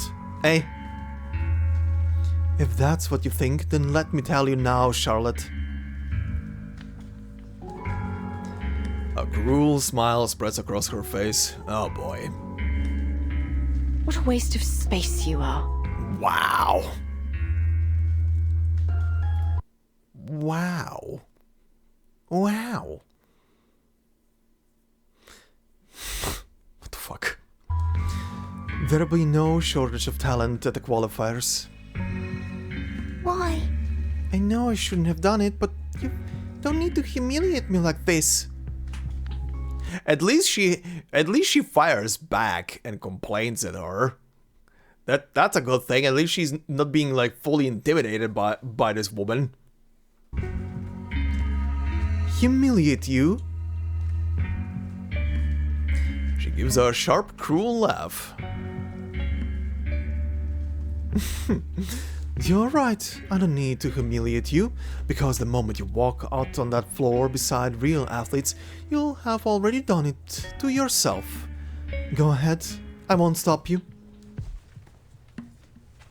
She is casual in the face of this cruel remark. The poor baby.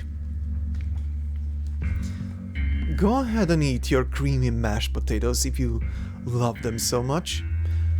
Oh, and Her Majesty needs her beauty sleep too. Why not go ahead and cancel your morning training? In fact, why not take the whole day off? Sports are just too exhausting, I know. Not only do you have to put up with your aching muscles, but you have to watch what you eat and deal with your bossy old coach. After all, you're Lady Charlotte, a fine, noble woman. How could a noble be asked to sweat on the real land of Voluru? She should be sitting in the audience, yes, in the audience with a parasol and a cold drink, no. I shan't waste my energy on you any longer. Damn. She turns and exits the training ground without a backward glance.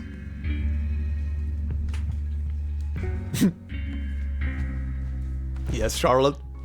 Charlotte slowly clenches her fists.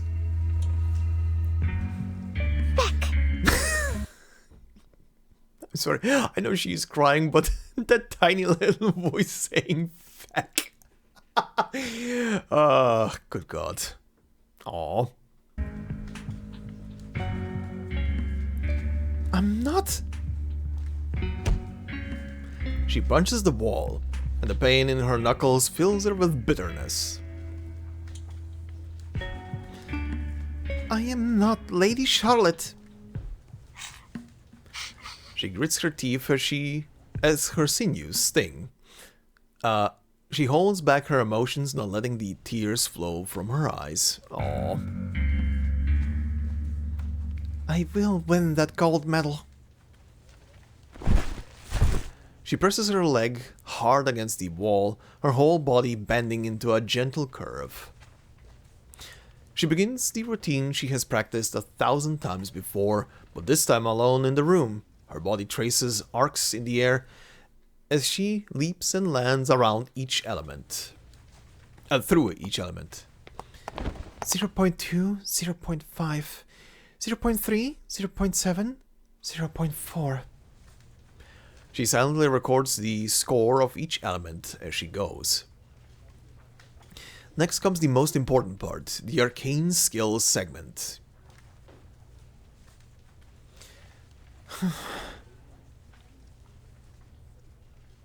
She closes her eyes. You can do it, you little peepsqueak. Invisible energy flows through the air. Eye of day, keeper of balance. You are the endless well. Healing Sulis, shining Sulis, holy Sulis. To us you tell.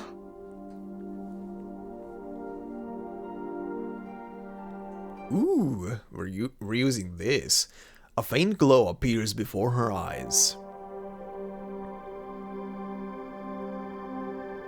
You warm our souls, heal our wounds, and grant us endless peace. The light is as warm as spring. She reaches out her hand to it.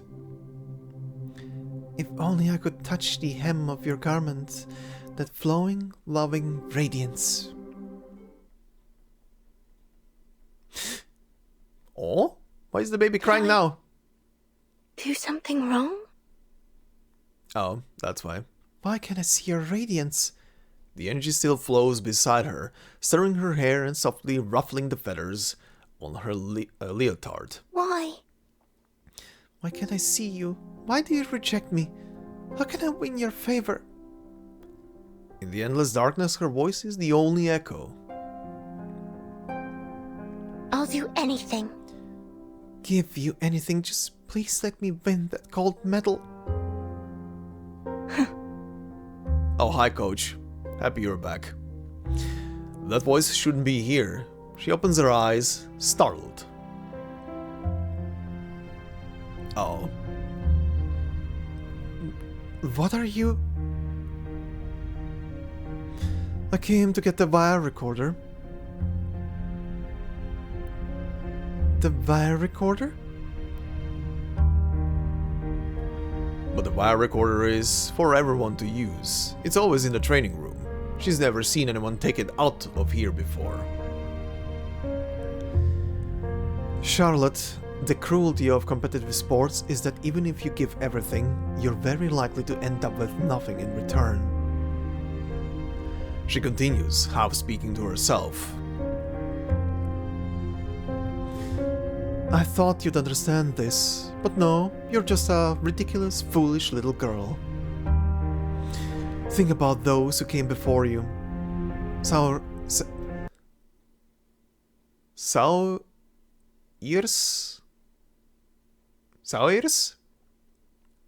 I guess? I don't know. Sounds like a... that sounds like an Irish name. Kinda wanna look this one up very quick. Okay, Saoirse. That's how you say that one. Think about those who came before you. Saoirse, for example. Everyone thought she'd win the games, hands down, even her competitors. But in the end, she injured herself before she could compete. She never even saw Uluru for herself, only heard those 3 haunting syllables repeated by everyone around her. Of course, you know better than I what happened to her after that. She jumped off London Bridge. Oh, jeez! What makes you think you won't be the next? That you won't end up like her?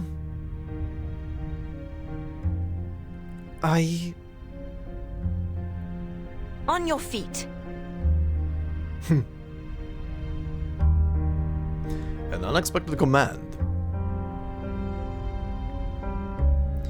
The last element you just performed, do it again.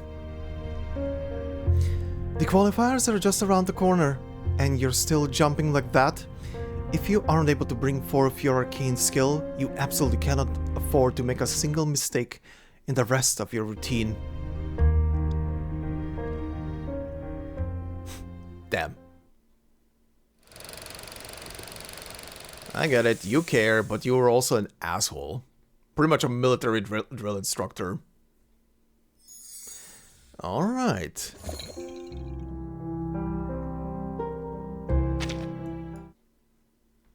Okay, let's see. Flickering candlelight.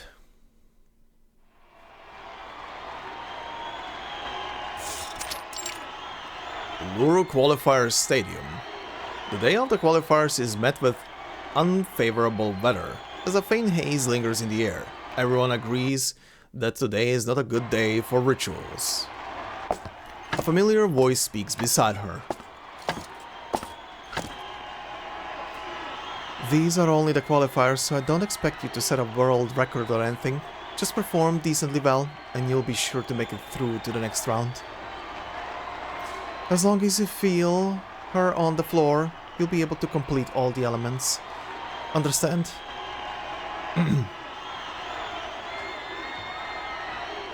Okay. The girl is too focused to speak. She gives a simple, vigorous nod. Alright, go on then. Believe in yourself. A warm hand pats her shoulder as she steps onto the floor. As the music starts, the darkest 5 minutes of her youth begin. Oh god. Oh, congratulations, Caroline, on your victory on the floor. Flashback? Oh, Caroline Bartley. Thank you. Their voices are vague and distant, yet she cannot divert her attention from them. I must say, when I learned that Charlotte O'Hagan would be participating, I didn't expect to win first place, since we all know she's a world-class floor ritualist.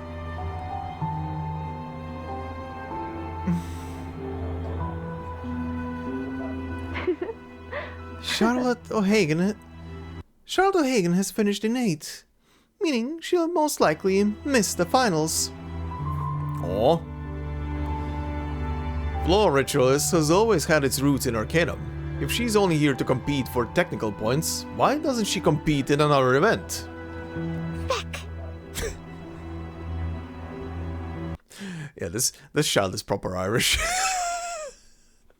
It's so fucking Beck. Oh? Charlotte is an outstanding player. If you had observed her performance closely, you wouldn't be making light of her efforts. Damn, Caroline was a stand for Charlotte even back then. Damn. But she made a huge mistake. She didn't even complete the ritual segment of her routine. There was a critical failure in her stability of her ritual. Didn't you see? The clouds she summoned poured rain all over the judges' heads. They deserved it. There is a scattered laughter throughout the venue.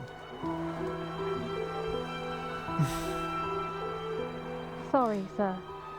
I will no longer answer any questions regarding Charlotte O'Hagan. I'm afraid your understanding of sportsmanship leaves much to be desired. Damn, Caroline. Damn.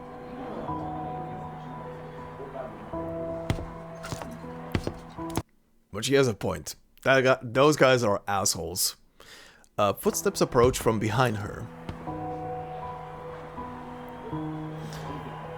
What's on your mind, girl? A brief silence ensues. Nothing. I want to go home. She starts to lift herself up from her chair when a pair of hands presses her firmly back down.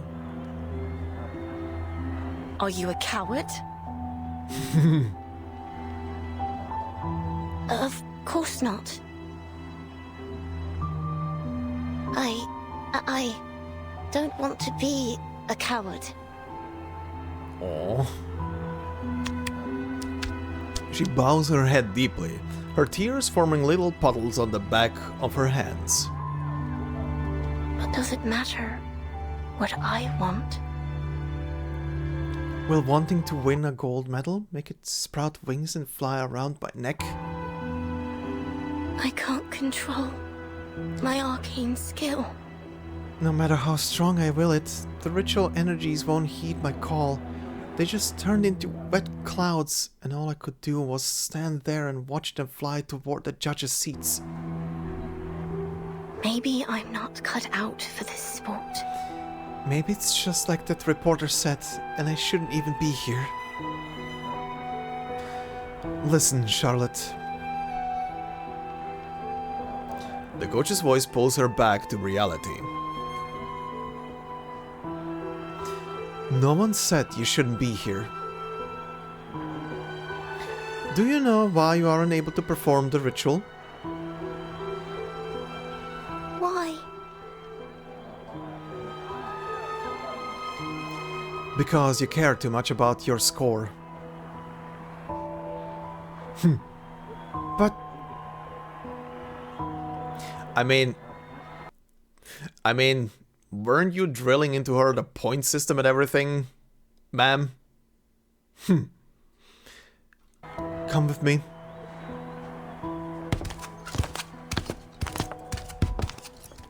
You know, ma'am, that might have been a mistake on your part. Garden. The garden is lush with thriving plants and blooming flowers. Energy flows constantly through the air around us. You have to think of it as a friend dancing along with you. After all, who would want to dance with an imaginary enemy? Close your eyes.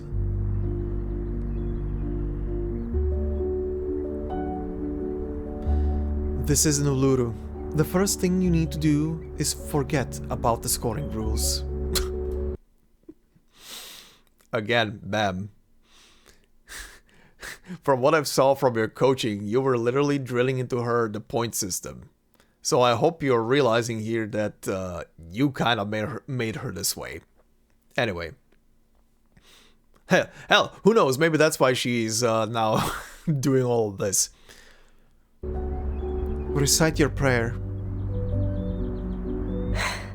Eye of day, keeper of balance. You are the endless well. Go on. Don't worry about your pronunciation or delivery. Just imagine you're talking to an old friend. Healing Sulis, shining Sulis, holy Sulis. To us, you tell. Feck. Sorry. She raises her right hand in the air. Feel her. Feel her breath. Feel her energy. Feel all that she brings to you. Feel that primitive rhythm and flow, your emotions, that psychedelic rainbow of colors.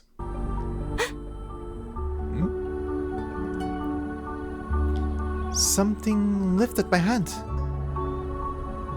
Flames are their dance, and wind their breath. Through wind and fire are we born, and by the rain are we swaddled. Swaddled? Warmth and light they bring, so why fear, pause, or stand by? She chants, her voice aligned with some magnificent and ancient rhythm, and from the tips of her toes 1,000 shadows bloom like flowers. Dance, Charlotte. Take my hand and dance. Sorry, dance. She reaches out her hand in invitation. The flames are their steps, and wind their breath. She follows the movements, each step singing into a rhythm. Wind, fire, rain. I am not afraid.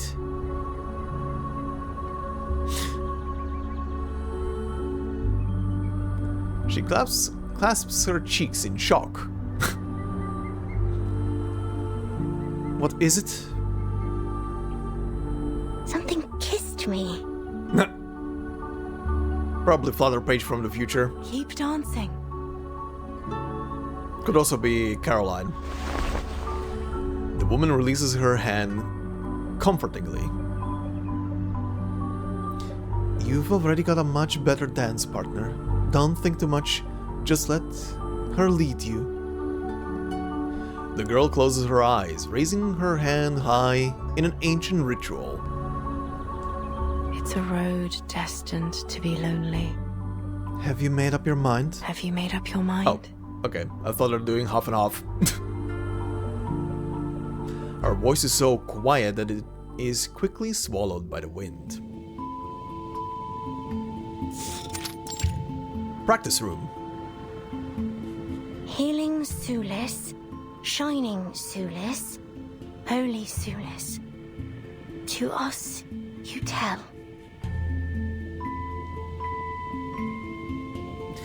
She arranges the catalysts in the dark of the room. My best friend Sulis. She follows the guidance of an unseen force, her body gracefully flowing from one motion to the next.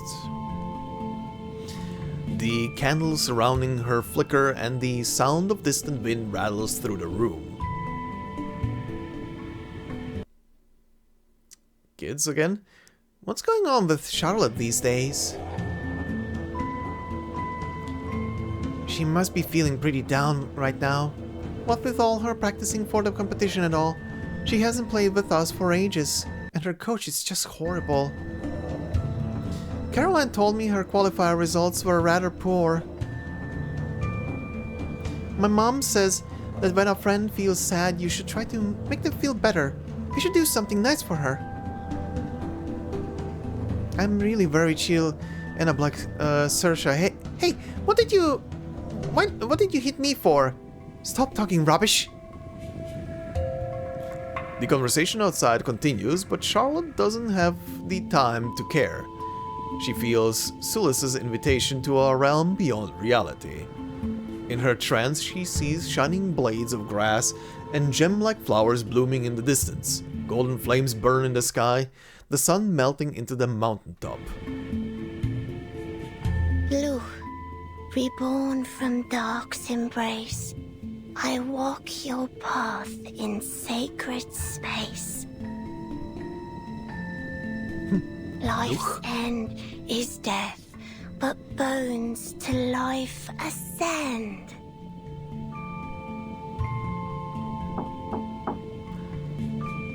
Knocking, okay. Charlotte, are you in? The ground trembles slightly. She looks at the distant golden light and feels something gently sting her ankle. More knocking. Charlotte! Charlotte! Wakey wakey. The ground beneath her shakes violently. The shining blades of grass biting hard at her toes. She squats down in pain, watching bruises spread beneath her toenails. Why? What's wrong, Sulis? That was Charlotte's voice. She's in there.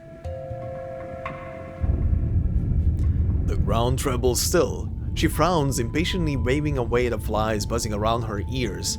They're making her irritable. Charlotte, open the door. We're worried about you. The sky is dense with white clouds and the ground is oozing blood. Her feet are stricken with a sharp pain. Ooh, what the hell is going on? Enough! Stop bothering me! The shining grass fades and she pulls the door open. Uh-huh. Oh? Oh, battle stage again. Okay. Okay, is this gonna be the same thing? Let's see. A bold attempt. Okay, that little, like, whitish, bluish one with the cap, adorable. Anyway. Charlotte, are you alright? Open the door, please.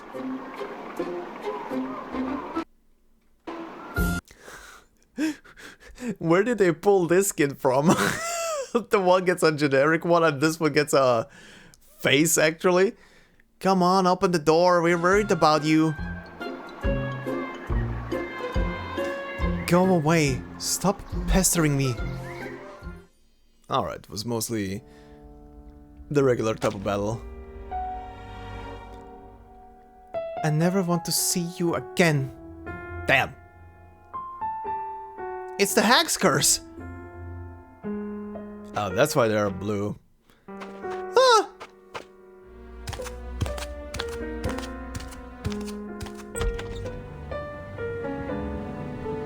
That's why those spells are blue. They're curses. Okay, I get it. Having driven away her old friends, the girl goes back inside. Healing Sulis, shining Sulis, holy Sulis. To us, you. Also, this is where it begins, this is where her lock-in focus mode begins. Tell.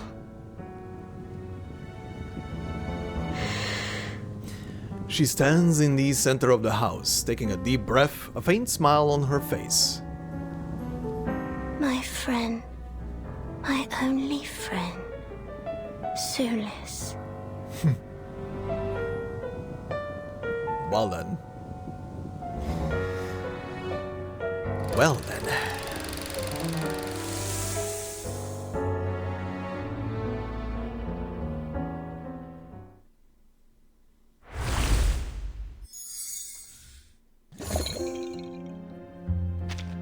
Alright, part 5, phone call. Let's see.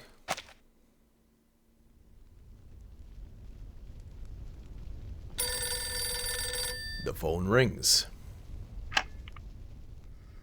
Oh god, a dial. Would it be weird to say? Would it make me a boomer right now if I said my grandparents had a phone like this? Or 2 phones like this in the house? And I remember using it. It was actually very fun to use it. It was actually very fun to use a phone like that. But yeah, damn. I'm old enough to have used a goddamn dial phone. Also, what the hell does that say? Woe to... Huh?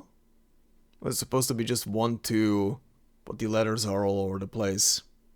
Yeah, 1, 2, 3, 4. What language is this? 7? 8? 9? 0? Huh? In what language is this? Is it like written in some Irish dialect? Okay. Hello?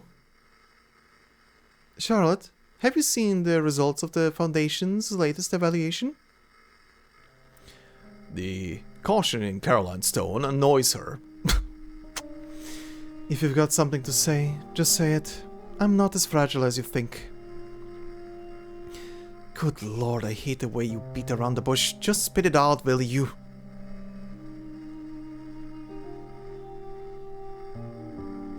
There's a deep sigh from the other end of the line. Charlotte, you might not be able to go to Uluru. That's impossible. After the Foundation's evaluation, they still calculated that, well, that it's unfair. Bollocks! I have one less leg than the rest of you, don't I? I'm a bloody cripple for crying out loud. How could they possibly think I have an advantage? Ah, this part is in the present, huh? Okay, so why? If they're afraid of competing with me because of this leg, then there's no need to compete with them at all. No. She struggles to utter the subsequent words. Of course, judging only on past achievements, no one is more qualified than you to participate. But the committee unanimously agrees that if you compete against able-bodied athletes, it would be unfair to you, Charlotte. What? So, barring disabled people from competing is more fair? I can still stand, can't I? What right do they have to take this away from me? To strip me of my right to compete? I still remember what they said back then. Her habitual sneer makes an appearance. Floor ritual has always had its roots in Arcanum. If she's only here to compete for the technical points, why does she compete in another event? Well, I can hardly rely on technical points now, can I? How could they use such a pathetic excuse to bar me from competing?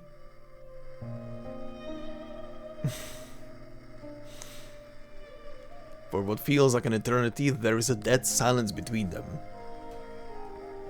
I'm sorry, Charlotte. Why are you apologizing? I'll help you apply for the finals again. I'll do everything I can. I'm not an invalid. Anger bubbles forth. I can fight my own battles. I fought harder on one leg than most do with two, so you can save your sanctimonious pity for someone else. Oh boy. Calm down. Calm down. Let here we go again. Literally what we were talking about at the beginning of this part. She needs to learn to accept other people's help. Oh, and you want and you want me to thank you? Is that it? How exactly should I express my gratitude for this magnanimous favor of yours? Huh? Let me remind you, I won the gold medal back then, not you. Damn. Damn. I'm sorry, Charlotte. The phone call ends. Oh, they're going that route? They're hiding her eyes? Oh. She grips the receiver tightly. Leave me alone. She throws the phone before sweeping her arm across the table, sending us a collection of items clattering to the floor. Why? More objects fly around the room. Oh boy. Bloody hell. Oh boy, my dear Charlotte. No matter how much noise she makes, there is no one to answer her questions. Her neighbors have long learned to ignore these strange noises from this particular residence. How are they even hearing that? Considering how her house is being displayed on that picture, how are they even hearing that? Like, unless there is a... They would hear it if you know, a house was right next to the other house, but there is like a whole garden and empty space around them? Huh? Anyway, she screams and crashes around her house. It's the only means she has to expand her energy. Then her hand touches a small box. Oh? She holds and opens it with her pale, trembling hands. Inside, her medal lies quietly on its bed of velvet. There's a small dent on one side.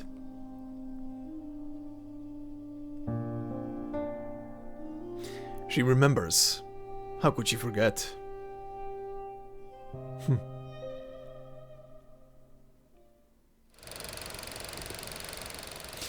Also, I noticed it already from the beginning, but very funny how she picked up the dress from her coach, I guess?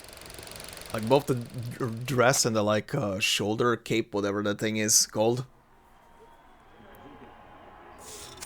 Unless that's kind of like a traditional thing. 1921 locker room. Come on now, don't be nervous. You can do this, you can do this.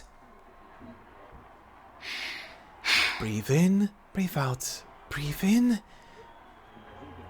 It's the moment before the finals. The preparation room is filled with anxious voices. Everything all right? Yeah, she has the same dress and the same cape. I'm fine, coach. Solus responded to my prayers again yesterday. And...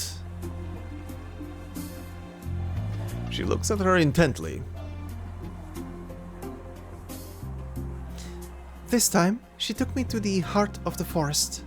The leaves there have spots all over them like eyes. They were watching me, just like you are now, without blinking. I also heard a woman's voice. She was singing a slow song.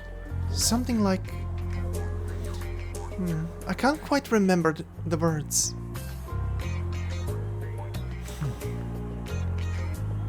Uh-huh. But I remember the rhythm. She jumps up and moves in time to it. Healing Sulis, shining Sulis, holy Sulis. To us, you tell. Do you know it? The grass there sparkled. If I stayed too long on it, the little blades of grass would pinch me. All I could do was dance, dance, and keep dancing. So I suppose witches weren't necessarily all burned at the stake. Maybe they just stepped on that kind of grass, you know? She leaps high into the air and lands steadily. Every time I jump, my shadowless friend lifts me, just like this.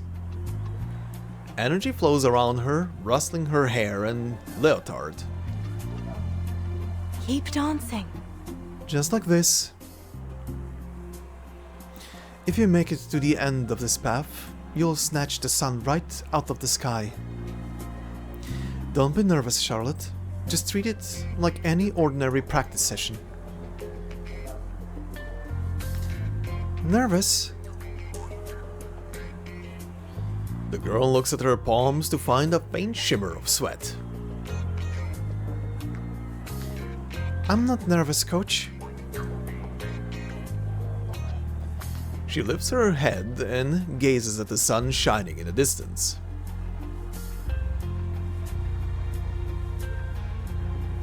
Uh-huh. Oh? Oh, flashing back to present. That shining golden sun.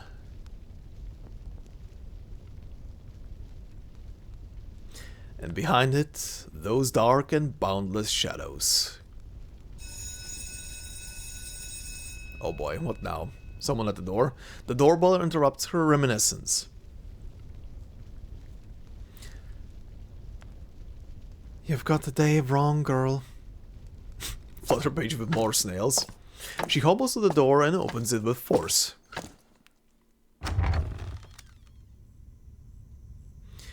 Today isn't snail day. Hmm? What are you doing here? Caroline? The visitor before her comes as a surprise. Charlotte? It is. I have some news I simply must tell you. You'll be utterly delighted to hear it, I'm sure. What?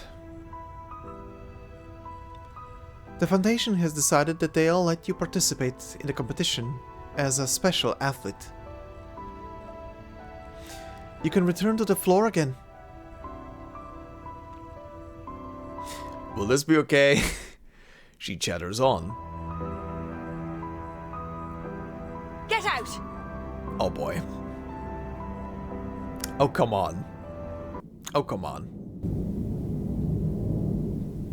And if you heard that noise just now before I cut it off there, that was the sound of a jet plane. Fuck's sake, every time, same day. This is every time. Oh, God. Whatever. The pain of living close to military bases and the actual airfield. Anyway, where were we? Why? Oh, you want to know why? Oh God. She's really in a mood. She sneers through gritted teeth. What is that you want? You wonder why I don't want to stroke your ego? To pump air into your already overinflated head? You're just here to brag about your achievements. She's not. Then congratulations! You've done the job! Oh boy. Are you satisfied, Caroline? I'm a cripple, a failure. Not your competition. Not your competition, but the object of your pity. That's what you wanted, right? I'd never thought of it that way. Yeah. She wants to argue, but in this moment a word of comfort cuts sharper than any blade. As if they'd invite me to perform in an exhibition. Like I'm some kind of monkey to be gawked at in a zoo. It's ridiculous. Do I have to tell you it all, Caroline? How awful my life has been all these years? How people hate me? How my body has failed me? Does it satisfy your ego? I don't want to see you ever again. Charlotte? Aww. That's not what's happening here. That's not what is happening here, my dear.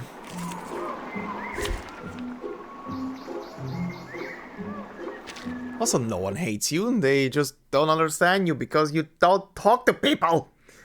Oh, God. Good God. Anyway. Violent intent, excuse me. Caroline's hostility.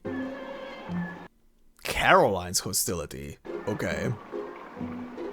Are they all the same? Yeah. And the thing below it?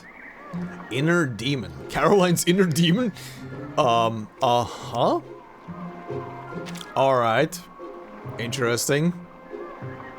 Is there gonna be unique text in the battle? A bold attempt. Oh, wow. Don't go outside, Charlotte. You don't need or want their pity. Have you looked in a mirror lately? Still think you're in shape to compete? Good God. Fighting your inner demons. And inner voices. Shut your gob. I don't want to hear another word out of you. You can hide from the world forever, Charlotte. Have you forgotten? What good is it saying all of this now? No one can give me my leg back. No one can put me back out there on the floor.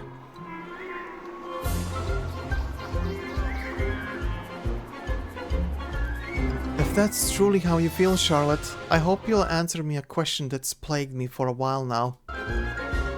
Oh? Every time I pass by here, I hear the loud sound of metal scraping. Could you tell me what that sound is? Uh-huh. Yeah?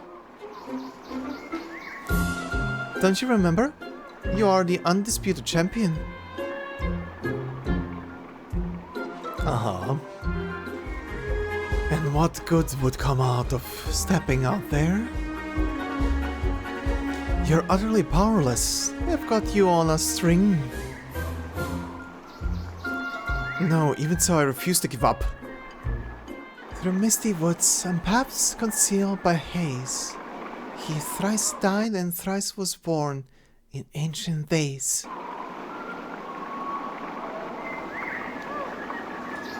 Guide me rightly, that I may not stray. Children of the earth, come beside the oak and golden spring. In the land of Nabaton, receive wisdom and blessings.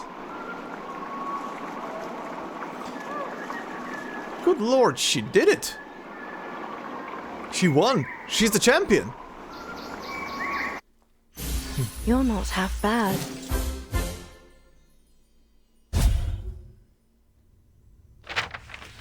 A document falls to the ground. It bears the logo of the St. Paulo Foundation. This is... She unfolds the document. Regarding the decision on the participation of Miss Charlotte O'Hagan. Upon careful consideration and evaluation, we hereby consent to Miss Charlotte O'Hagan's competing as a floor ritualist in the finals of the Uluru Games. What's the meaning of this? She looks at Caroline in disbelief. Perhaps I didn't make myself clear, but you're an athlete, not a performer. You won't be competing in an exhibition. Nothing has changed, Charlotte. Caroline holds Willow's trembling hands in her own. I look forward to seeing you on the floor.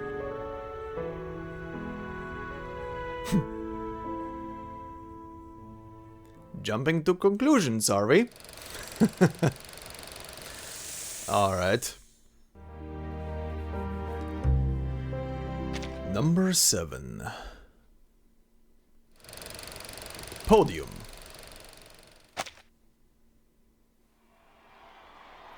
Oh. We're in the land down under.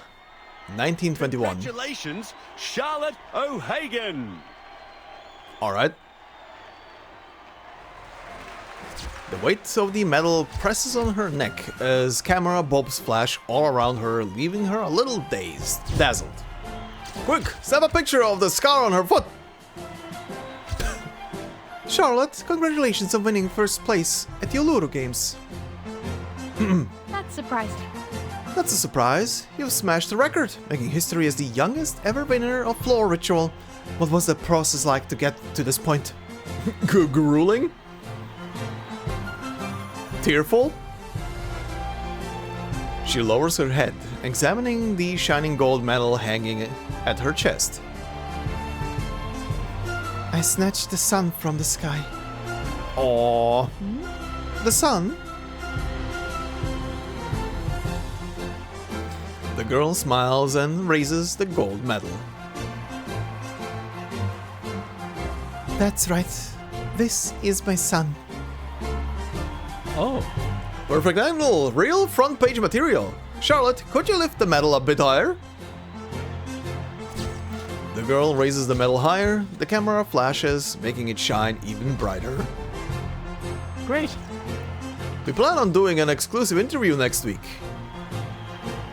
Hey! Hey, Philip, haven't you hogged enough of our time? Our reporter pushes his way towards Charlotte, his suit wrinkled from the jostling crowd. Finally, alright, Charlotte, what's next for you? The girl is overwhelmed by questions and flashing lights.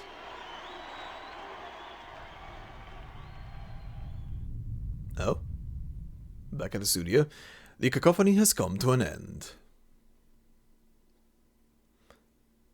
Is that it? The medal rests heavy in her palm. I won. But now what? You're still so young. Familiar footsteps approach. The stories we tell always end with winning the gold. No one talks about what you're supposed to do after you win the medal. After all, life goes on much longer than any story. But I did it. I got the gold. She argues fiercely on her own behalf. I broke the record. I beat Caroline. I'm the youngest champion ever. There's never been an 11-year-old champion in all history. So what? My name will be in the newspapers. Everyone will remember who I am, and at the next 2 Ludo games they'll all be cheering my name. And then... Your name will become a symbol. A What's up? topic at every dinner table conversation. And as even you fall prey to the illusion of fame and the past, it will become your prison. And before long, you will have entirely forgotten who you thought you were.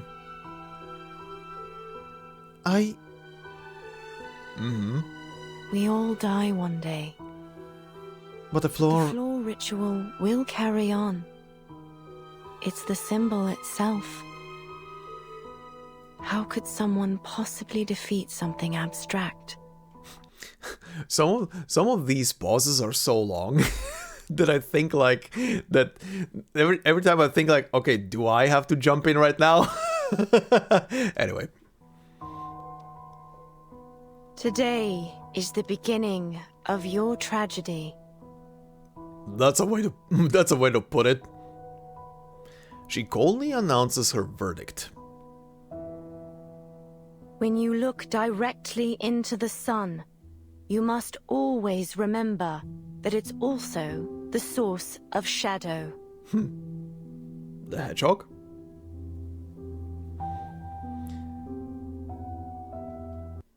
I've sacrificed so... Oh, whoops, go back. I've sacrificed so much for this. She clutches the gold medal tightly. Oh, yeah. This is the same picture as what was used in the main portion of the story. Just the one in the main story was zoomed in. Now you can actually see the rest of the picture and her coach there in the back. Interesting. I beat everyone to get it. The gold medal. I woke up at the crack of dawn, trained until I could train no more, just for a chance. And Now I've won. do you think I can see the desire in their eyes when they see it? They all want this medal. She bites her lip and musters the courage to look her coach in the eye, the face before her ripples, trembling slightly. If this is the source of tragedy, then why do we long for it? Good question. As she lets out a cold sneer, her features become clearer. It's the gold medal. Ah. I see. I see. That's why.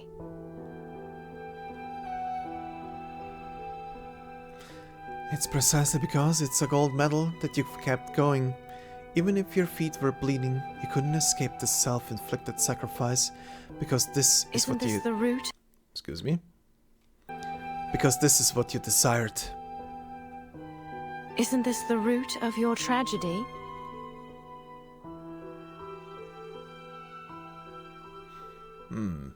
Very interesting. So was this whole,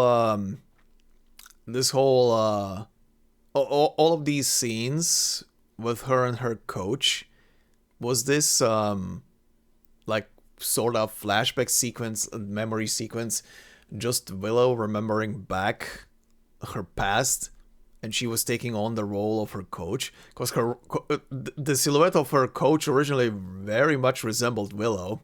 I did make note of that. That's what it feels like, at least right now. Like she was reliving these moments, but she was being the coach. Okay, final one. Goodbye, friend.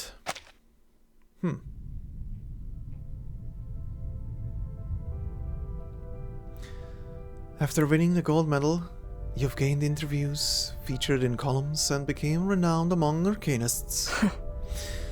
But so what? Oh yeah, it says coach, actually, now I've seen it. It says coach. Mom, that's Charlotte's house. It's been so long since she... Shh. Don't you go and say her name. She's a witch, understand? A hag. It's written right there in her name.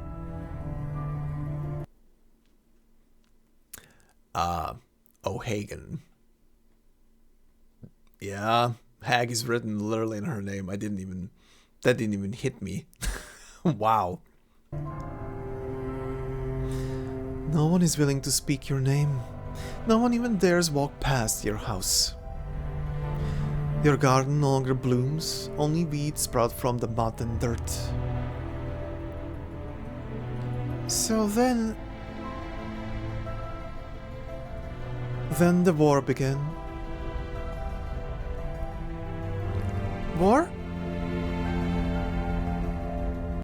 Oh my god, okay, this is very loud in my ears right now.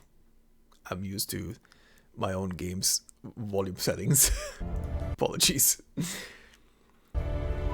That's right, you haven't seen it yet, but you will.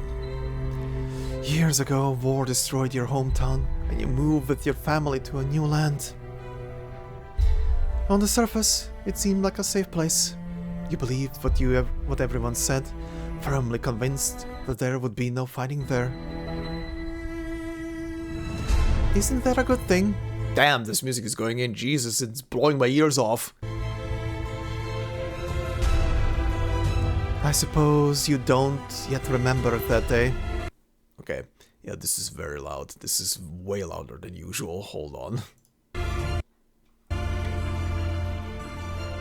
That day? Yes, that day. By modern measures, that day was far from a good one. The air was heavy with the stench of gunpowder after the military dropped bomb after bomb in the area, leaving debris and dust in their wake. But luckily, your house was untouched, and you managed to survive the war.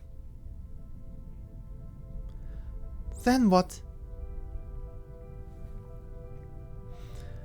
Look up. The girl looks up. There is a shining golden sun before her. She gazes in disbelief, then rubs her eyes. How come I can see the sun in the training room? You saw a similar sun in the sky on that day too. Oh. The long-awaited peace seemed to finally be near.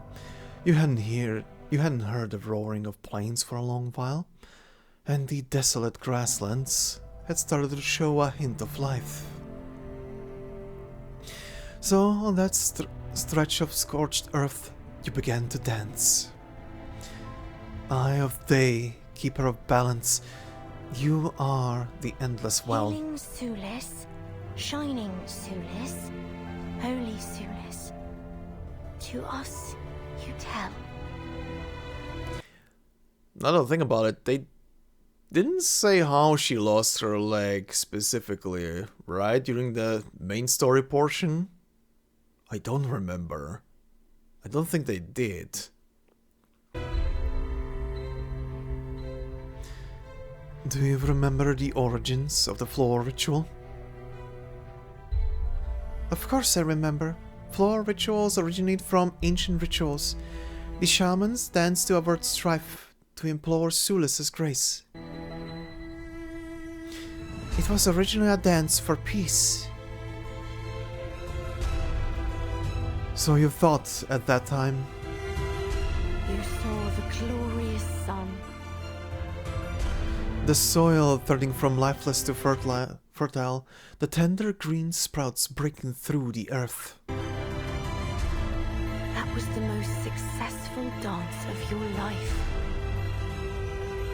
For the first time, Sulace responded to your prayers. No one had ever done that at the Uluru Games before, not even you at your best.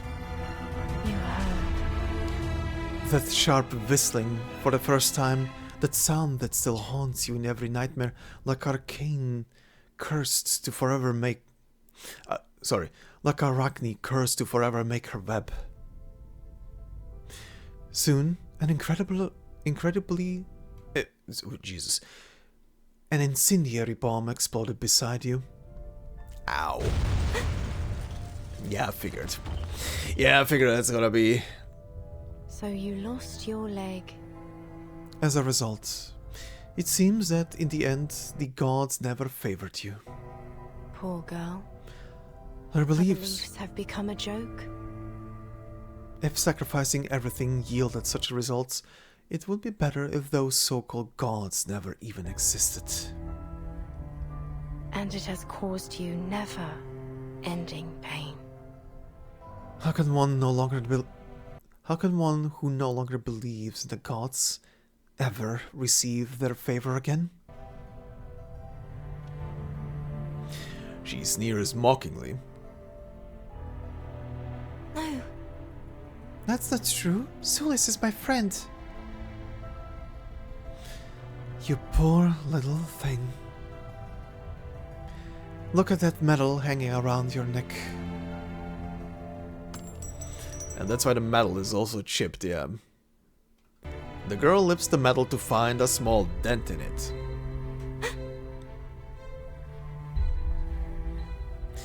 Do you remember how this dent got here?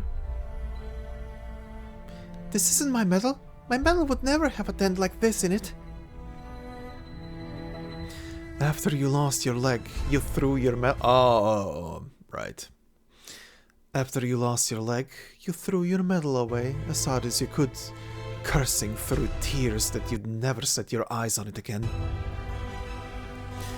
Unfortunately, your curse didn't work. Oof. There's a knock at the door. Hello? Flutterpage? Hello? Is anyone there? Who is it? Miss Willow? I've got this week's nails. The voice is unfamiliar. I'm here to say goodbye. Why?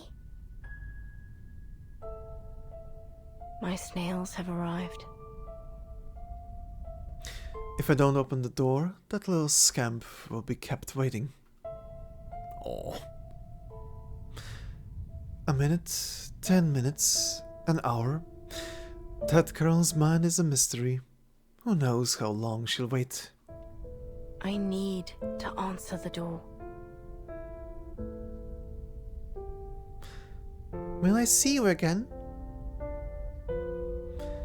If it were possible, I hope you never do. She shakes her head and reveals a helpless smile. But we will meet, Charlotte. Endings aren't always a matter of choice, nor can they be changed through will alone. Now, the time has come to say goodbye. Take good care of this medal, won't you? Don't take your anger out on it. She makes her way out of the room. Her movements... Now that I remember back, the coach walking through all of those scenes also had the metal scraping sound. I was kind of questioning it in my mind for a while. Her movement is stiff and awkward, and her leg makes a strange scraping sound as she walks. Yet still she holds her neck high, like a black swan. Go back. Not the volume, go back! Jesus Christ. Like a black swan gliding on the water.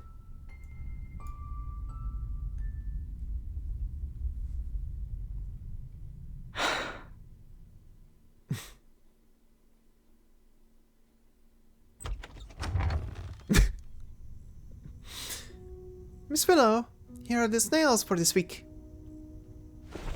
The jar of snails is taken by a thin, gloved hand. Your payments in... Oh, keep going with the wrong voice there, always. Your payments in the letterbox by the door. And thank you. Wow. Wow. Miss Willow, what was it you said just now? Did you say thank you?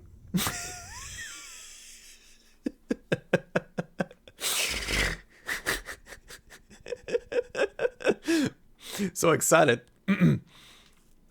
I never heard you say that word before. Are you sure you're Miss Willow? This goddamn child.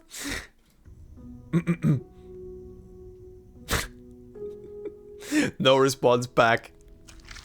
She places the snails on the table as usual, their soft heads gently emerging from their shells.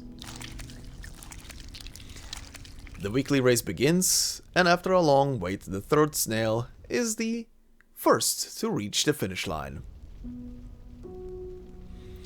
The victory is number 3. You won. She gathers the snail mucus and works it into light yellow salve. This should suffice for the trip. She prepares her luggage, reflecting on the many years since her last excursion. Australia. The sun is relentless there. I should probably bring a larger hat. You want me to bring you in touch with Ermengarde? I'm sure she would be delighted. Still, I have a fair deal of lubricant remaining. Oh, and there's this too. She looks at the little box. Within it lies the gleaming gold medal with the dent on one side.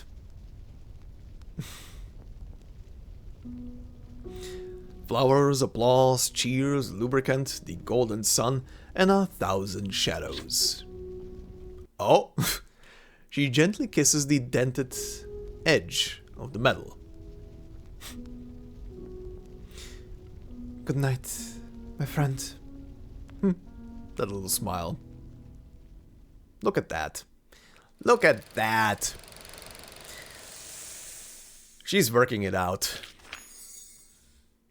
Alright, before we round up this episode, one more small thing. I'm very curious what this conversation is gonna be. It's very short, but let's see. So, Willow and Ulu. Well, who do we have here? I never thought I'd see the sacred flame of Uluru outside the stadium.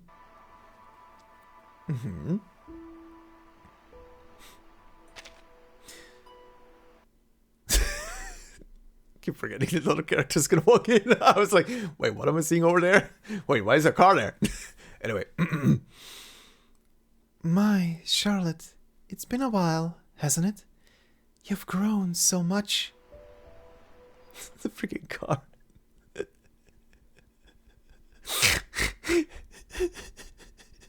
I'm sorry. This is just amusing right now. Just casually walking your car through the wilderness, you know. It also has to leak a couple of times here and there. For fuck's sake. Stop! You're intruding! Good God. This was really the path of the car. Amazing. You still remember me? How flattering. Goddamn car. I have a good memory. Children are always counting on me as a source of wisdom. Not to mention the fact that you're the youngest floral ritual champion in history. Okay. And being the first disabled athlete makes me all the more memorable, doesn't it? Disabled? Oh no, my child. The Uluru games are for everyone. It doesn't matter if you have 4 legs, 3, or only 1. Look at me. No legs whatsoever. Oh, that's it? That's funny. I mean, she has a point. She has a point. No legs whatsoever.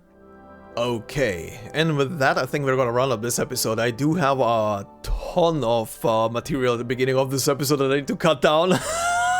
Oh my god. But yeah, anyway. This was a story. This was a character story. Holy shit. I was wondering where the hell they're gonna be heading with with that at the beginning, but yeah, this was definitely something. Woo, baby. But anyhow, this is where we're gonna round it up. I'm happy that she's looking forward to her trip, that she's not riding the Depresso Espresso not as much anymore. There's still a bit of it there, but not as much.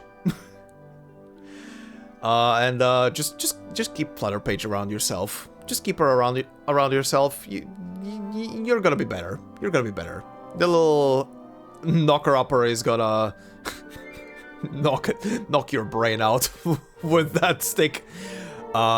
Anyhow, thank you very much, guys, for listening and watching.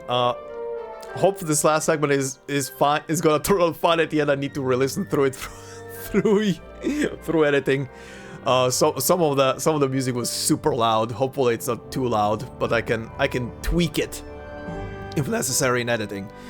But yeah, guys, thank you very much for watching. Hope you enjoyed. If you did so, please consider leaving a like. If you're new to the channel, consider subscribing. And if you want to support the channel directly, memberships are open. Thank you very much to the members already doing so. And once again, give the Reavers 1999 Timekeeper channel a look-see. Links in the description of the video. Thank you very much for allowing me to use your videos for this part of the Let's Play. And yeah, next time we're gonna check out Flutterpage's story and fully finish off this event. And then we can move on. But until then, hope you have a fantastic day wherever you are, and I will see you in the next part. Until then, bye-bye.